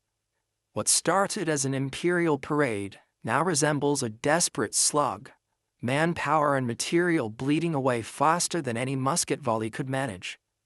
General Philip Schuyler exploits the terrain brilliantly, declining set-piece battles and instead drawing Burgoyne ever deeper, while sapling-sharp militia shadow the column. Farther west, St. Leger's wing stalls at Fort Stanwix, where Colonel Peter Gansevoort refuses to surrender. The siege drags on. Relief militia under Nicholas Herkimer are ambushed at Oriskany in brutal hand-to-hand combat. Mortally wounded, Herkimer props himself against a tree, calmly issues orders, and smokes his pipe as combat rages. Enter Benedict Arnold with a handful of regulars and a talent for psychological warfare. He scatters rumors of thousands of reinforcements stalking the woods. Native auxiliaries melt away, and St. Leger's expedition collapses. South of the Hudson, Howe decides, fatally, to sail for Philadelphia instead of marching north. Burgoyne, unaware he has been abandoned, plods on. His bid to plunder supplies at Bennington crashes into John Stark's New Hampshire men, crying, "We'll beat 'em today," while Molly Stark sleeps a widow tonight. Nearly 1,000 Imperials are lost, casualties Burgoyne can ill afford. Meanwhile, at Valley Forge, Baron Friedrich von Steuben begins overhauling Washington's ranks. The flamboyant Prussian drills the men relentlessly yet respectfully, crafting discipline compatible with Republican sensibility. Officers learn to earn authority. Privates grasp the cadence of synchronized volleys. Command in the north passes from Scylla to Horatio Gates in August, just as thousands of short-term militia stream to the colors. For once, rebel numbers surpass the professionals. Burgoyne presses on, regardless. At Freeman's Farm, on the 19th of September, his bayonets seize the field but bleed heavily. Arnold's dash and Daniel Morgan's riflemen sting the red line repeatedly, proving American troops can trade fire with veterans in open ground. The showdown arrives at Bemis Heights on the 7th of October. Gates prefers a defensive grind, yet Arnold, riding like a fury despite having been relieved of command, leads a furious counterstroke. Simon Fraser falls to marksman Timothy Murphy's long shot. The Imperial flank buckles, and dusk finds Burgoyne reeling. 10 days later, near the hamlet of Saratoga, the beleaguered British general surrenders his entire force. The Convention Army lays down arms. Muskets, cannon, and powder change hands, along with a surge of confidence money can't buy. Dispatches race to Paris. Franklin, lounging in plain Quaker gray, needs no embellishment. Victory speaks for itself. On the 6th of February, 1778, France signs a treaty of alliance. Spain and the Dutch Republic will follow. The conflict instantly widens to the Caribbean, Gibraltar, even India, forcing Britain to defend an overstretched empire on multiple fronts. Back in Europe, Catherine the Great champions the League of Armed Neutrality, hobbling British efforts to police the seas. Meanwhile, American privateers and John Paul Jones chew at British commerce. Insurance rates skyrocket. Spring finds Steuben's newly honed battalions, leaving Valley Forge. They march in step, load by the manual, and trust the line instead of the tree. French frigates prowl the Atlantic, and Marquis de Lafayette returns with word that a fleet and an army will soon follow. The tide has turned, but shoals remain. Redcoats still hold key ports. Loyalist rangers raid the backcountry, and southern plantations have yet to feel the war's full heat. Allied courts pursue their own agendas, and American unity is forever fragile. Saratoga was the hinge. The door to victory is open, not yet secured. Independence now rides on international coalitions and a citizen's soldiery tempered by hardship. The world truly has turned upside down, but it has not yet come to rest.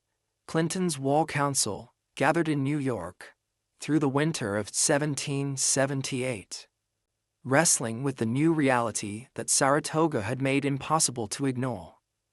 Northern drives had bled veteran regiments white, while gaining little more than proof that New England farmers would fight like cornered wolves whenever their liberties were threatened.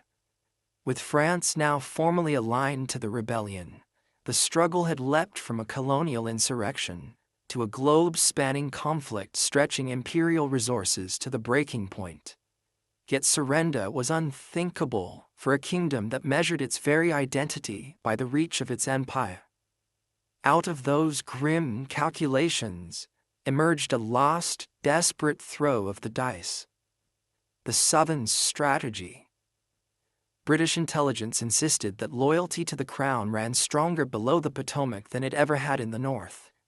Wealthy rice and indigo planters in Georgia and South Carolina, bound to slavery for their prosperity, supposedly feared social upheaval far more than political separation.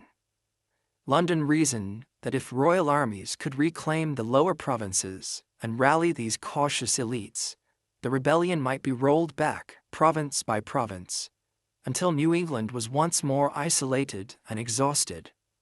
Lord George Germain embraced the plan with enthusiasm, revealing how poorly Whitehall grasped Southern complexities. From his vantage in London's War Office, the region looked orderly, hierarchical, and therefore salvageable. Surely pragmatic landowners would prefer reconciliation with the Crown to dependence on Massachusetts radicals whose egalitarian rhetoric threatened Planta supremacy. Lieutenant Colonel Archibald Campbell's expedition proved, at first, that Germain's optimism wasn't entirely baseless. On Christmas 1778, he stormed Savannah, and George's patriot government collapsed in a matter of days.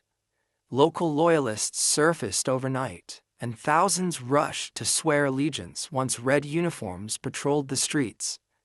The fall of Savannah looked like the first link in a chain that would choke the rebellion into submission. Yet those early successes carried a hidden curse.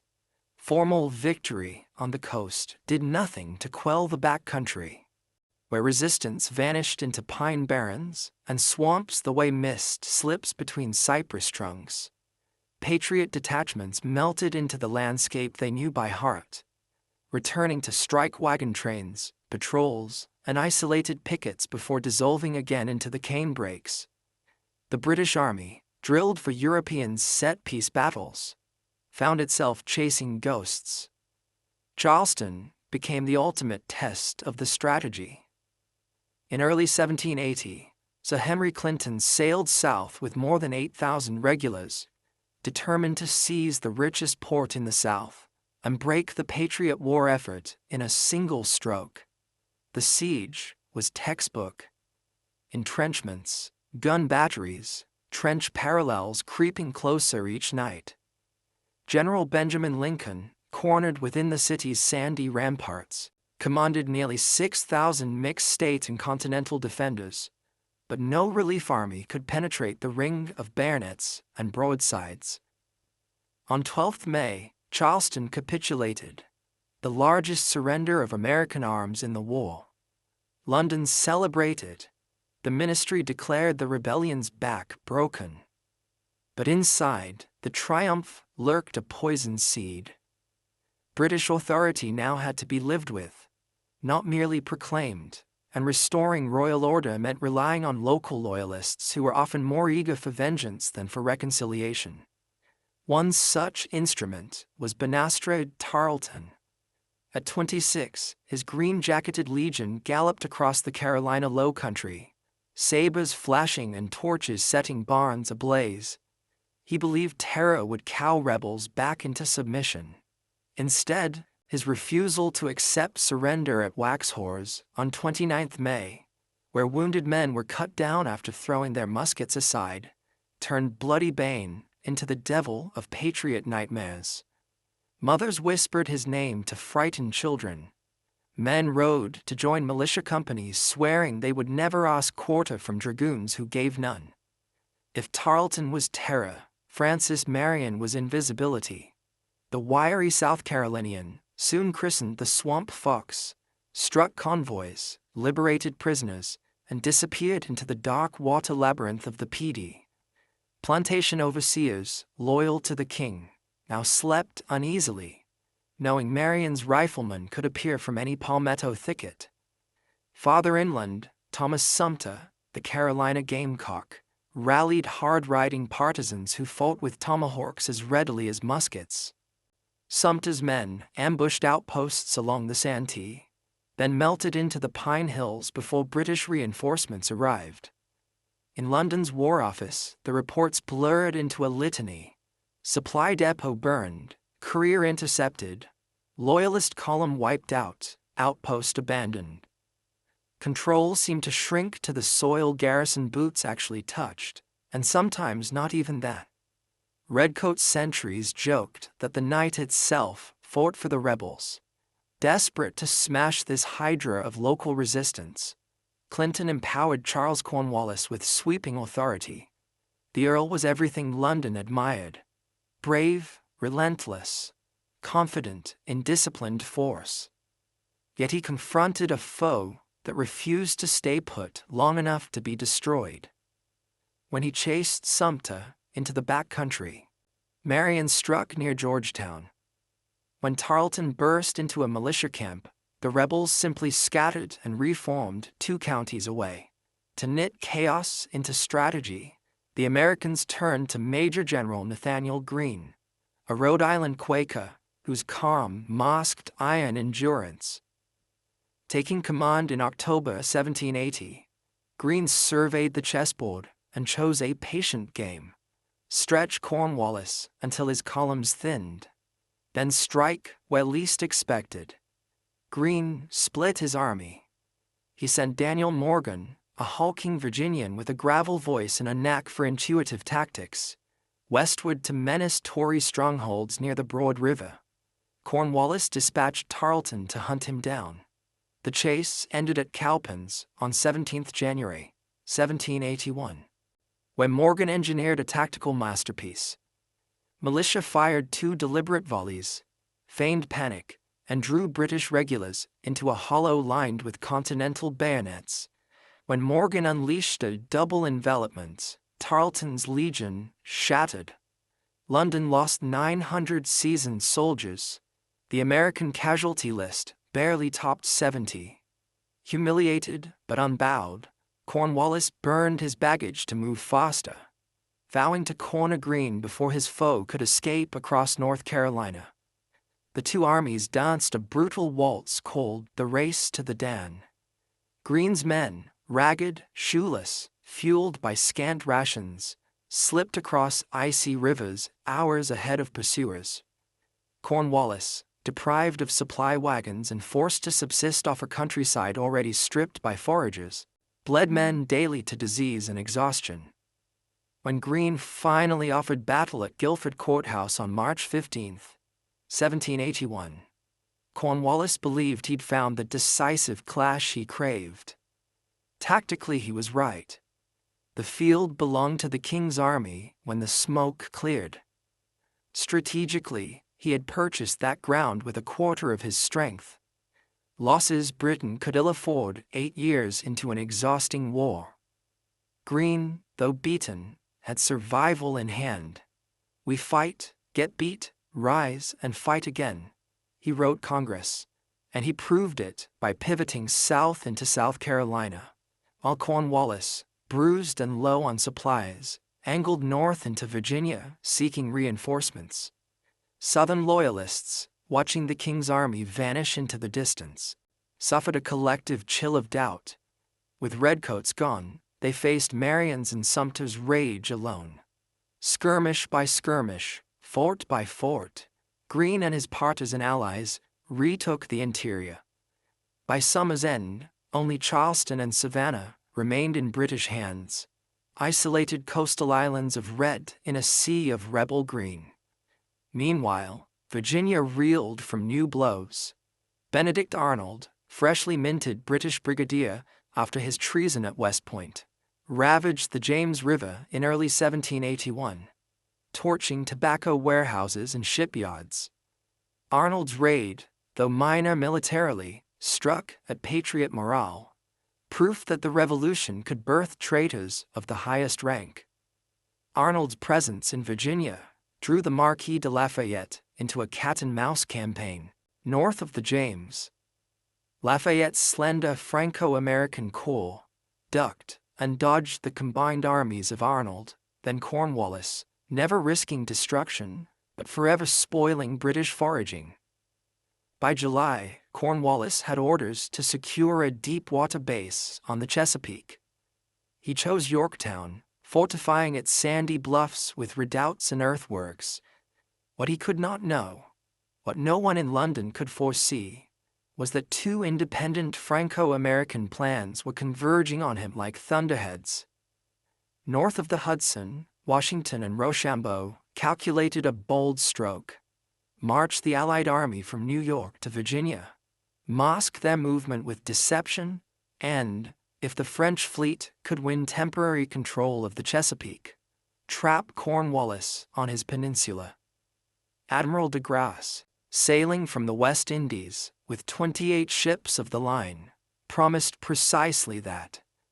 Back in South Carolina, partisan war ground on with unrelenting cruelty.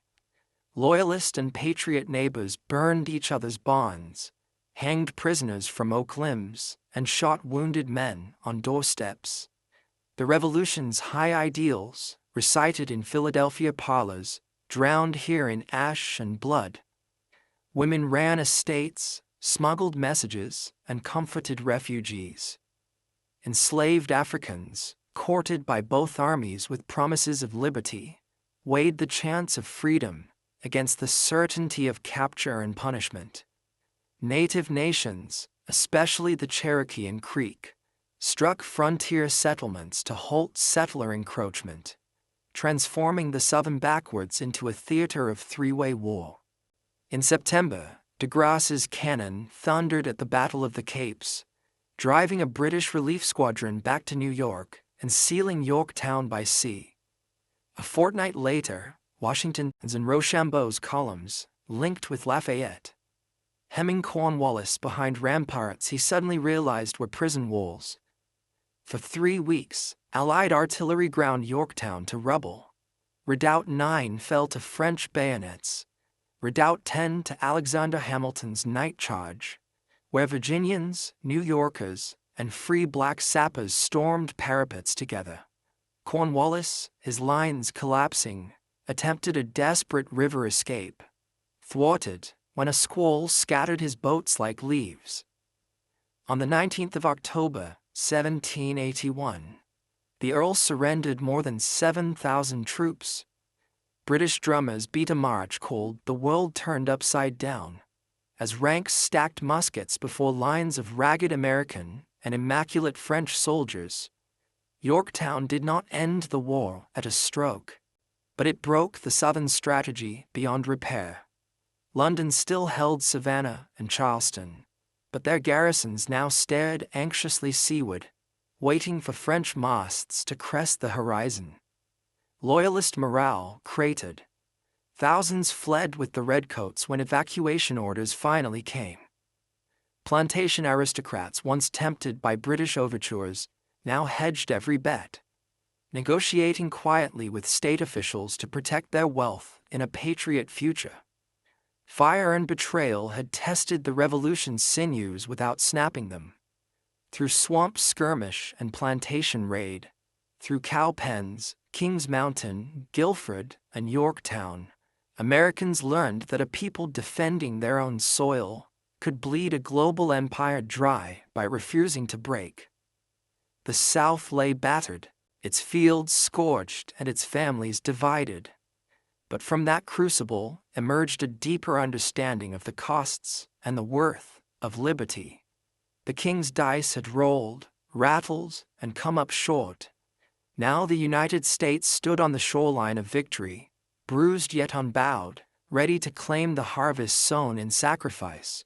Summer heat shimmers over Virginia's tidewater rivers as Cornwallis settles his army into Yorktown, confident that this tobacco port offers the secure base that has eluded him throughout his exhausting campaigns in the Carolinas.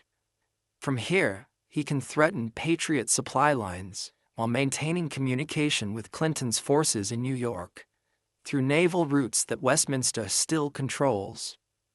The Earl believes he has finally positioned his troops where their professional advantages can decisively influence the war's outcome. Yet even as redcoats fortify the bluffs overlooking the York River, forces beyond Cornwallis's knowledge converge to create the trap that will end metropolitan hopes for suppressing American independence. In Newport, Rhode Island, Rochambeau's French army prepares for the march that will unite European professionalism with continental determination. Off the Virginia Capes, Admiral de Grasse's fleet sails north from the Caribbean, carrying reinforcements whose arrival will transform strategic possibilities throughout the Chesapeake region. Washington's headquarters at New Windsor buzzes with activity, as the commander and his staff plan the campaign that might finally achieve decisive victory over enemies who have seemed invincible despite years of defeats and setbacks. The Virginian understands that opportunity rarely offers second chances, particularly when success depends on coordinating land and sea operations across hundreds of miles of territory, where communication failures could destroy carefully laid plans. Everything must work perfectly, or the war might drag on for years with no certainty of ultimate success. Intelligence reports from Lafayette confirm that Cornwallis remains committed to his Yorktown position, despite growing evidence that French naval support threatens to isolate his army from seaborne reinforcement. The young Marquis has spent months maneuvering his small force through Virginia's interior, avoiding decisive engagement while gathering information about enemy dispositions and intentions. His reports provide Washington with detailed knowledge of terrain, enemy strength, and local resources that will prove crucial during the coming siege. Rochambeau's march from Rhode Island demonstrates the logistical sophistication that French military organization brings to operations that Continental forces could never attempt independently. His 4,000 troops move with precision that European armies take for granted, but that Americans still find remarkable. Their supply trains efficiently managed, and their routes carefully planned to avoid unnecessary delays. The Count himself proves a diplomatic commander, whose tact smooths over inevitable friction between allies whose military traditions differ significantly. Philadelphia citizens line the streets as Allied armies parade through the capital, where independence was proclaimed 5 years earlier. Continental soldiers, now disciplined veterans whose bearing reflects von Steuben's training, march alongside French regulars whose white uniforms and professional equipment epitomize European military excellence. The symbolism strikes observers forcefully. America's citizen soldiers have earned respect as equals from the world's finest military forces. Yet beneath this surface harmony, tensions persist that remind participants that allies remain foreigners, whose ultimate interests may not perfectly align with American goals. French officers, accustomed to aristocratic deference, sometimes struggle with republican informality that treats merit above birth. Continental commanders, jealous of their hard-won authority, occasionally resent foreign expertise that implies their own inadequacy. Only shared commitment to defeating common enemies prevents these cultural differences from undermining military cooperation. De Grasse's arrival in the Chesapeake during late August transforms strategic calculations throughout the theater. By establishing French naval supremacy in waters that Westminster has controlled since the war began, his 28 ships of the line dwarf any fleet that local enemy commanders can assemble, while their crews include veterans of Caribbean operations, where French seamanship has repeatedly demonstrated superiority over individual metropolitan vessels. For the first time, Patriot forces will enjoy naval support during major operations. Admiral Thomas Graves's fleet from New York attempts to restore Westminster maritime control through the September 5th Battle of the Virginia Capes. But French tactical superiority proves decisive in an engagement that determines the entire campaign's outcome. De Grasse's line maintains formation while delivering concentrated fire that damages enemy vessels without suffering comparable losses. Graves withdraws toward New York after failing to break through French positions, abandoning Cornwallis to whatever fate land operations might determine. Siege preparations begin immediately as Allied engineers, led by French specialists whose expertise reflects generations of European fortress warfare, design investment lines that will systematically reduce Yorktown's defenses through scientific methods rather than costly assault. Their trenches advance according to established principles that balance engineering efficiency with tactical security, creating protected approaches that allow artillery to dominate enemy positions, while minimizing casualties among attacking forces. Alexander Hamilton commands one of the assault columns that capture British advanced redoubts during the October 14th night attack that breaks Cornwallis's outer defensive line. The former aide-de-camp, eager to prove his courage in combat rather than merely staff work, leads his men across obstacles that enemy engineers have constructed to channel attacks into killing zones. His success, coordinated with similar French operations against adjacent positions, demonstrates that Allied cooperation extends to the tactical level, where personal courage determines immediate outcomes. Artillery bombardment intensifies as American and French guns, positioned in captured advanced works, deliver concentrated fire that makes Yorktown's streets uninhabitable while destroying buildings that provide shelter for defending troops. The siege follows European precedents that emphasize systematic reduction of enemy resistance through superior firepower, rather than dramatic gestures that waste lives without achieving decisive results. Each day brings the defending garrison closer to the point where further resistance becomes impossible.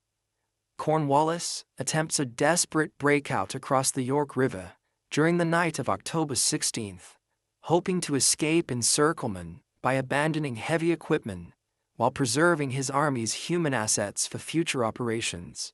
The plan requires perfect coordination and favorable weather conditions that nature refuses to provide. Violent storms scatter the boats needed for evacuation, while Allied sentries detect movement that threatens to transform organized withdrawal into chaotic slaughter. Dawn on October 17th reveals the hopelessness of Cornwallis's position as Allied artillery resumes bombardment that the garrison can no longer effectively answer. Ammunition stocks run dangerously low, while casualties mount among troops whose morale finally breaks under pressures that professional discipline can no longer contain.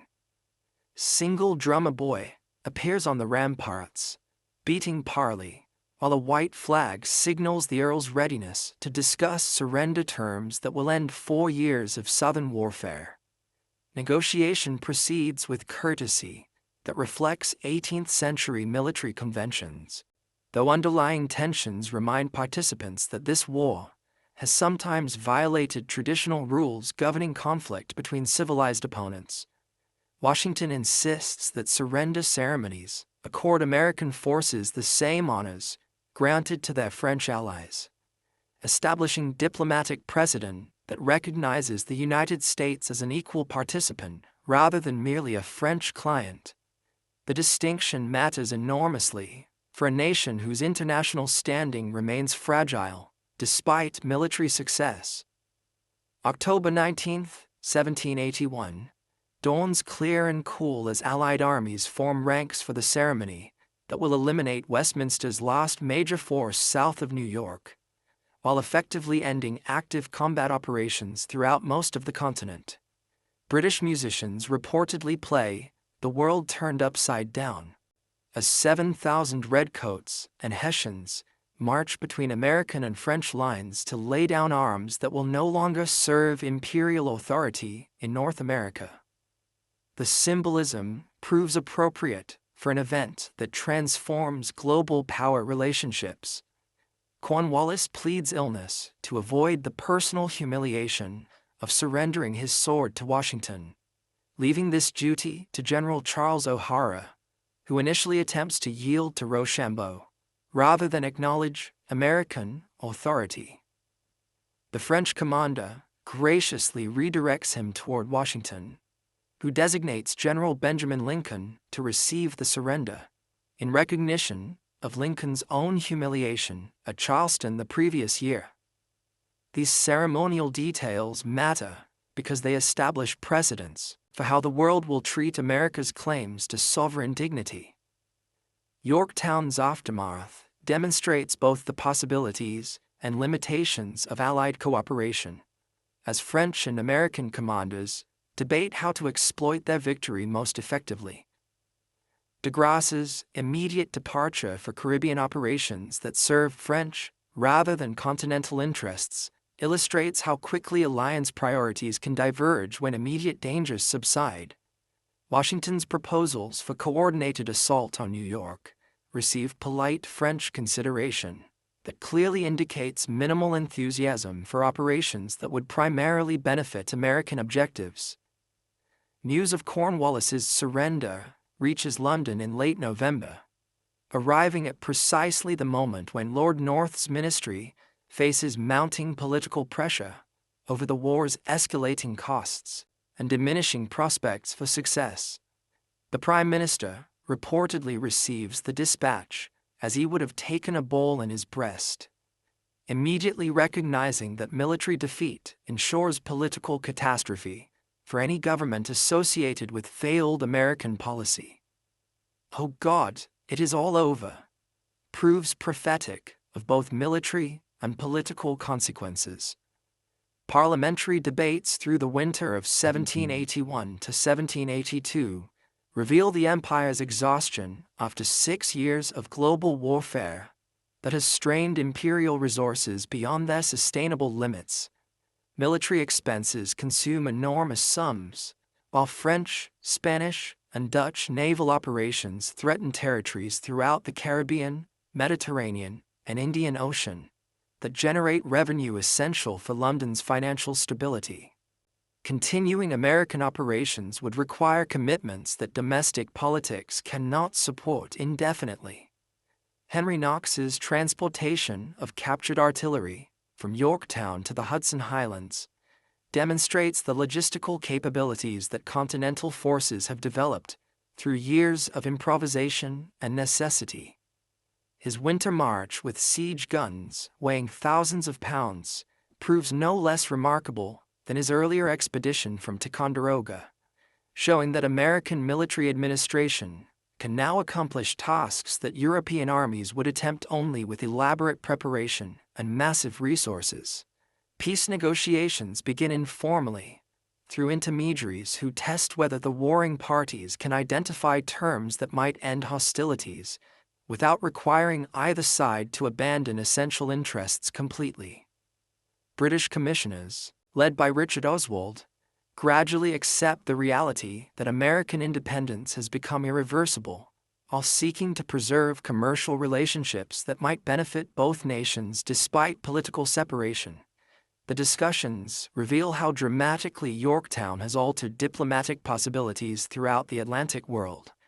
John Adams, Benjamin Franklin, and John Jay represent American interests in Paris negotiations that will determine whether military victory can be translated into diplomatic success that secures long-term national advantages. The task requires balancing gratitude to French allies against American interests that sometimes conflict with European objectives, particularly regarding territorial boundaries and commercial privileges that will shape the new nation's future development.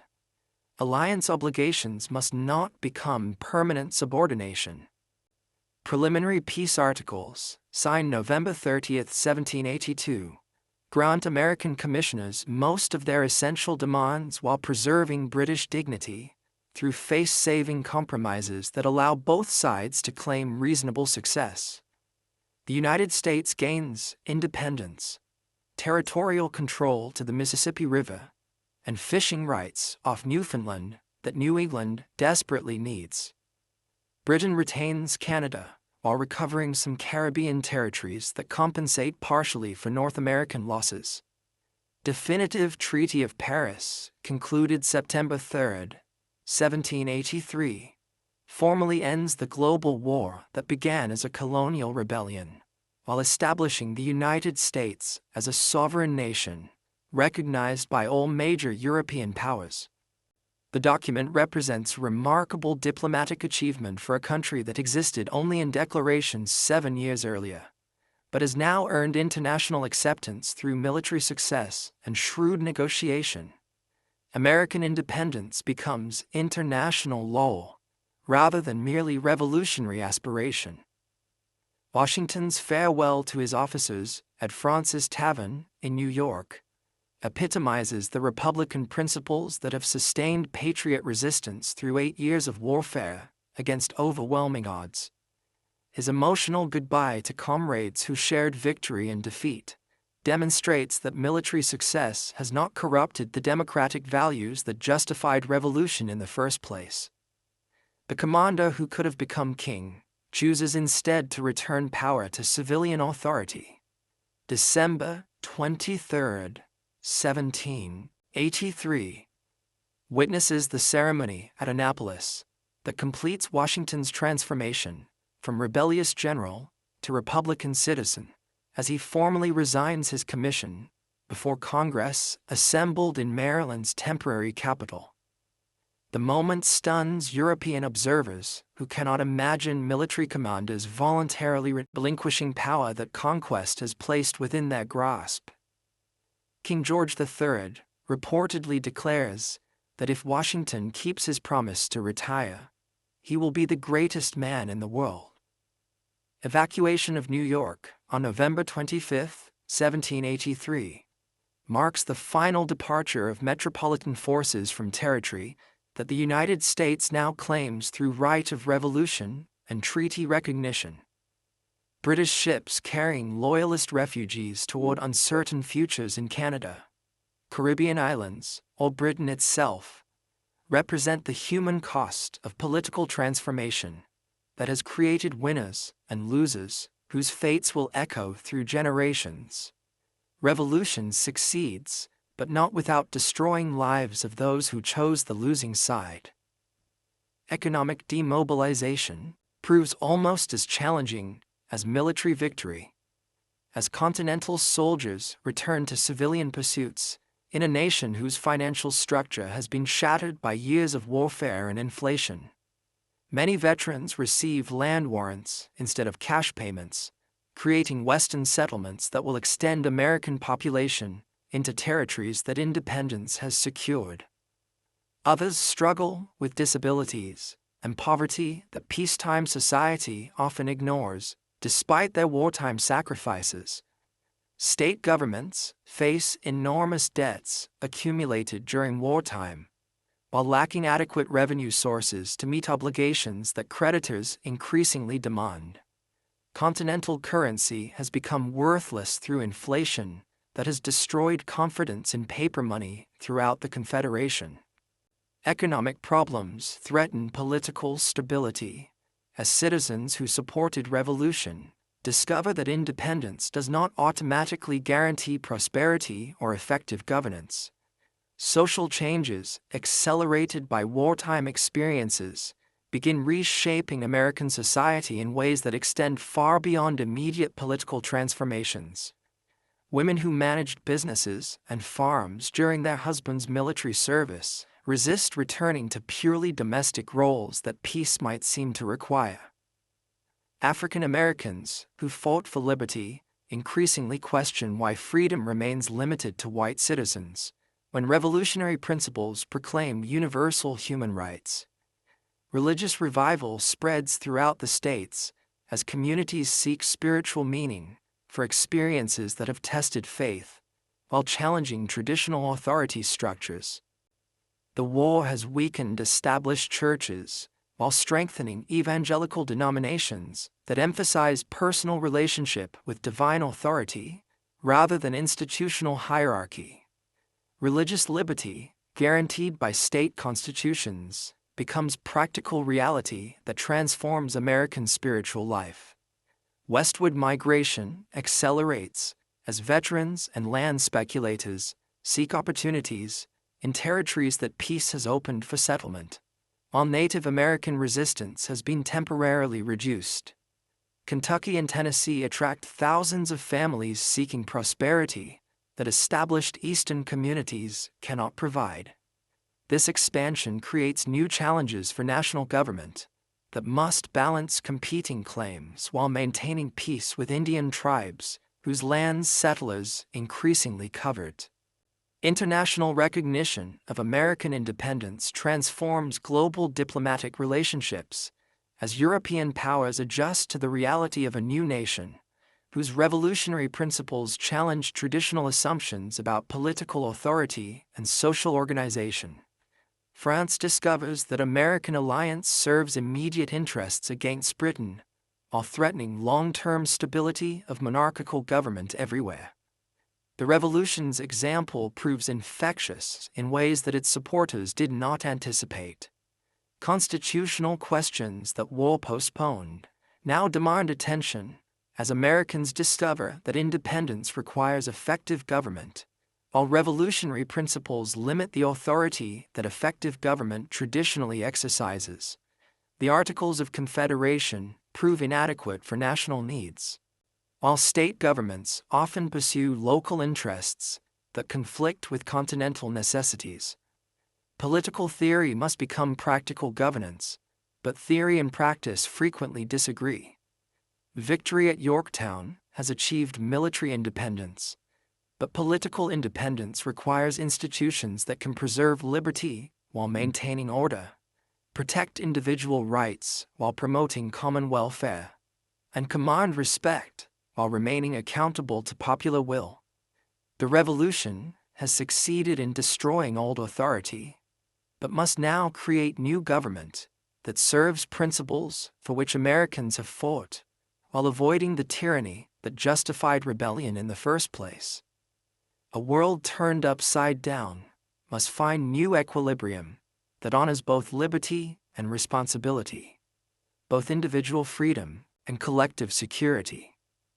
That challenge awaits resolution through constitutional deliberation that will test whether revolutionary principles can create lasting government, worthy of the sacrifices that independence has required. The military revolution has ended, but the political revolution has only just begun. Peace settles over the 13 states like morning mist after a violent storm, revealing a landscape forever changed by 8 years of revolutionary warfare. Yet independence proclaimed in Philadelphia and won at Yorktown proves to be only the beginning of a far greater challenge, creating a government worthy of the principles for which so many Americans have died. The Articles of Confederation, hastily drafted during wartime when unity mattered more than efficiency, prove woefully inadequate for governing a nation that suddenly faces peacetime challenges requiring sustained cooperation. Congress lacks power to regulate commerce between squabbling states, collect adequate revenue, or enforce its decisions. The Confederation resembles a league of friendship more than a functional government, threatening to dissolve into 13 separate countries before the ink on the peace treaty is dried. Financial crisis deepens as the new nation struggles with crushing wartime debts, while lacking reliable sources of revenue. Continental currency has become worthless, dismissed with the phrase, "not worth a continental." States issue their own currencies, creating monetary chaos that paralyzes commerce. When Daniel Shays leads fellow veterans in armed rebellion against Massachusetts courts foreclosing on their farms, political leaders recognize that liberty without order becomes anarchy. Foreign powers test American resolve with barely concealed contempt. Britain refuses to evacuate frontier posts. Spain closes the Mississippi River to American commerce, and European diplomats question whether the United States will survive long enough to honor the agreements it makes. The Confederation appears to be fragmenting before it has truly begun. Mount Vernon provides the setting where Virginia and Maryland delegates, meeting to resolve river disputes, recognize that broader constitutional reform has become essential for national survival. Their discussions lead to the Annapolis Convention, which attracts only 5 states, but produces Alexander Hamilton's bold call for a constitutional convention to address the fundamental problems threatening the Union. Philadelphia's State House welcomes delegates once again in the summer of 1787, this time to create rather than declare. George Washington presides with the same dignity that sustained the Revolution, while James Madison arrives with detailed plans for a stronger federal government. the convention quickly discovers that effective reform requires scrapping the Articles entirely and creating something unprecedented, a republic spanning a continent. The debates are fierce. Large states demand representation based on population, while small states insist on equality. Southern delegates count their slaves for representation, while Northern representatives question whether property can vote. The Connecticut Compromise splits the difference with a bicameral legislature, while the 3/5 Compromise reveals the moral contradictions that independence has failed to resolve. Ratification divides the nation between Federalists supporting the Constitution and Anti-Federalists fearing that strengthened federal authority threatens the liberty revolution was fought to secure. The Federalist Papers provide brilliant defenses of the new system, while Anti-Federalist demands for explicit protection of individual rights force the promise of a Bill of Rights that will limit governmental power through constitutional amendment. State by state, ratification proceeds through conventions that reveal Americans are still learning what self-government requires. When George Washington takes the presidential oath on April 30, 1789, he completes the transformation from revolutionary resistance to constitutional government, while establishing precedents that prevent the presidency from becoming the monarchy that critics feared. The Bill of Rights, ratified in 1791, fulfills Federalist promises, while demonstrating that the Constitution remains a living document capable of peaceful improvement. As the French Revolution erupts across the Atlantic, Americans discover that their own revolution has been remarkably moderate, achieving change through constitutional methods rather than the chaos that seems to consume their former allies. The peaceful transfer of power from Federalists to Democratic Republicans following Thomas Jefferson's election in 1800 proves that constitutional government can survive partisan conflict. Americans have learned to distinguish between opposition to particular policies and treason against the nation, a lesson that many revolutions fail to master. By 1825, as the revolutionary generation passes from the scene, the United States has achieved most of the goals that independence was meant to secure: political freedom, economic prosperity, territorial expansion through the Louisiana Purchase, and international respect. The constitutional system has survived its initial tests while demonstrating remarkable capacity for peaceful change. Yet challenges remain that reveal how difficult it proves to translate revolutionary ideals into perfect practice. The westward expansion that fulfills revolutionary dreams displaces Native American tribes, whose rights the founders recognized in theory, but often ignored in practice. The slavery that contradicts revolutionary principles spreads westward, creating tensions that constitutional mechanisms may prove unable to resolve peacefully. Revolutionary principles continue working their way through American society, challenging established privileges while extending liberty's benefits to groups initially excluded from full citizenship. The process proves gradual and sometimes painful, but the direction remains clear: toward greater inclusion and more complete realization of human equality. As night falls over the republic that revolution created, Americans can reflect upon achievements that have exceeded their boldest hopes, while recognizing that liberty requires constant vigilance. The revolution has ended, but its work continues through constitutional government that provides peaceful mechanisms for extending freedom's benefits while preserving the union that independence made possible. The last veterans sleep peacefully in graves scattered across a continent that courage has made free. Their legacy lives on not merely in the independence they won, but in the constitutional system they helped create. A government that derives its just powers from the consent of the governed, while protecting the unalienable rights that make human dignity possible.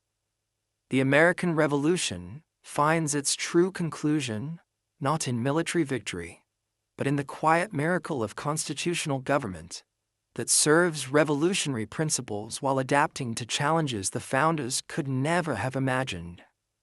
The story ends where it began, with ordinary people making extraordinary choices about human freedom, proving that the revolutionary idea that all men are created equal can become more than just words on parchment.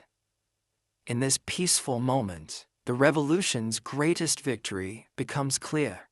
Not merely independence from tyranny, but the creation of institutions that make human liberty possible for generations yet unborn.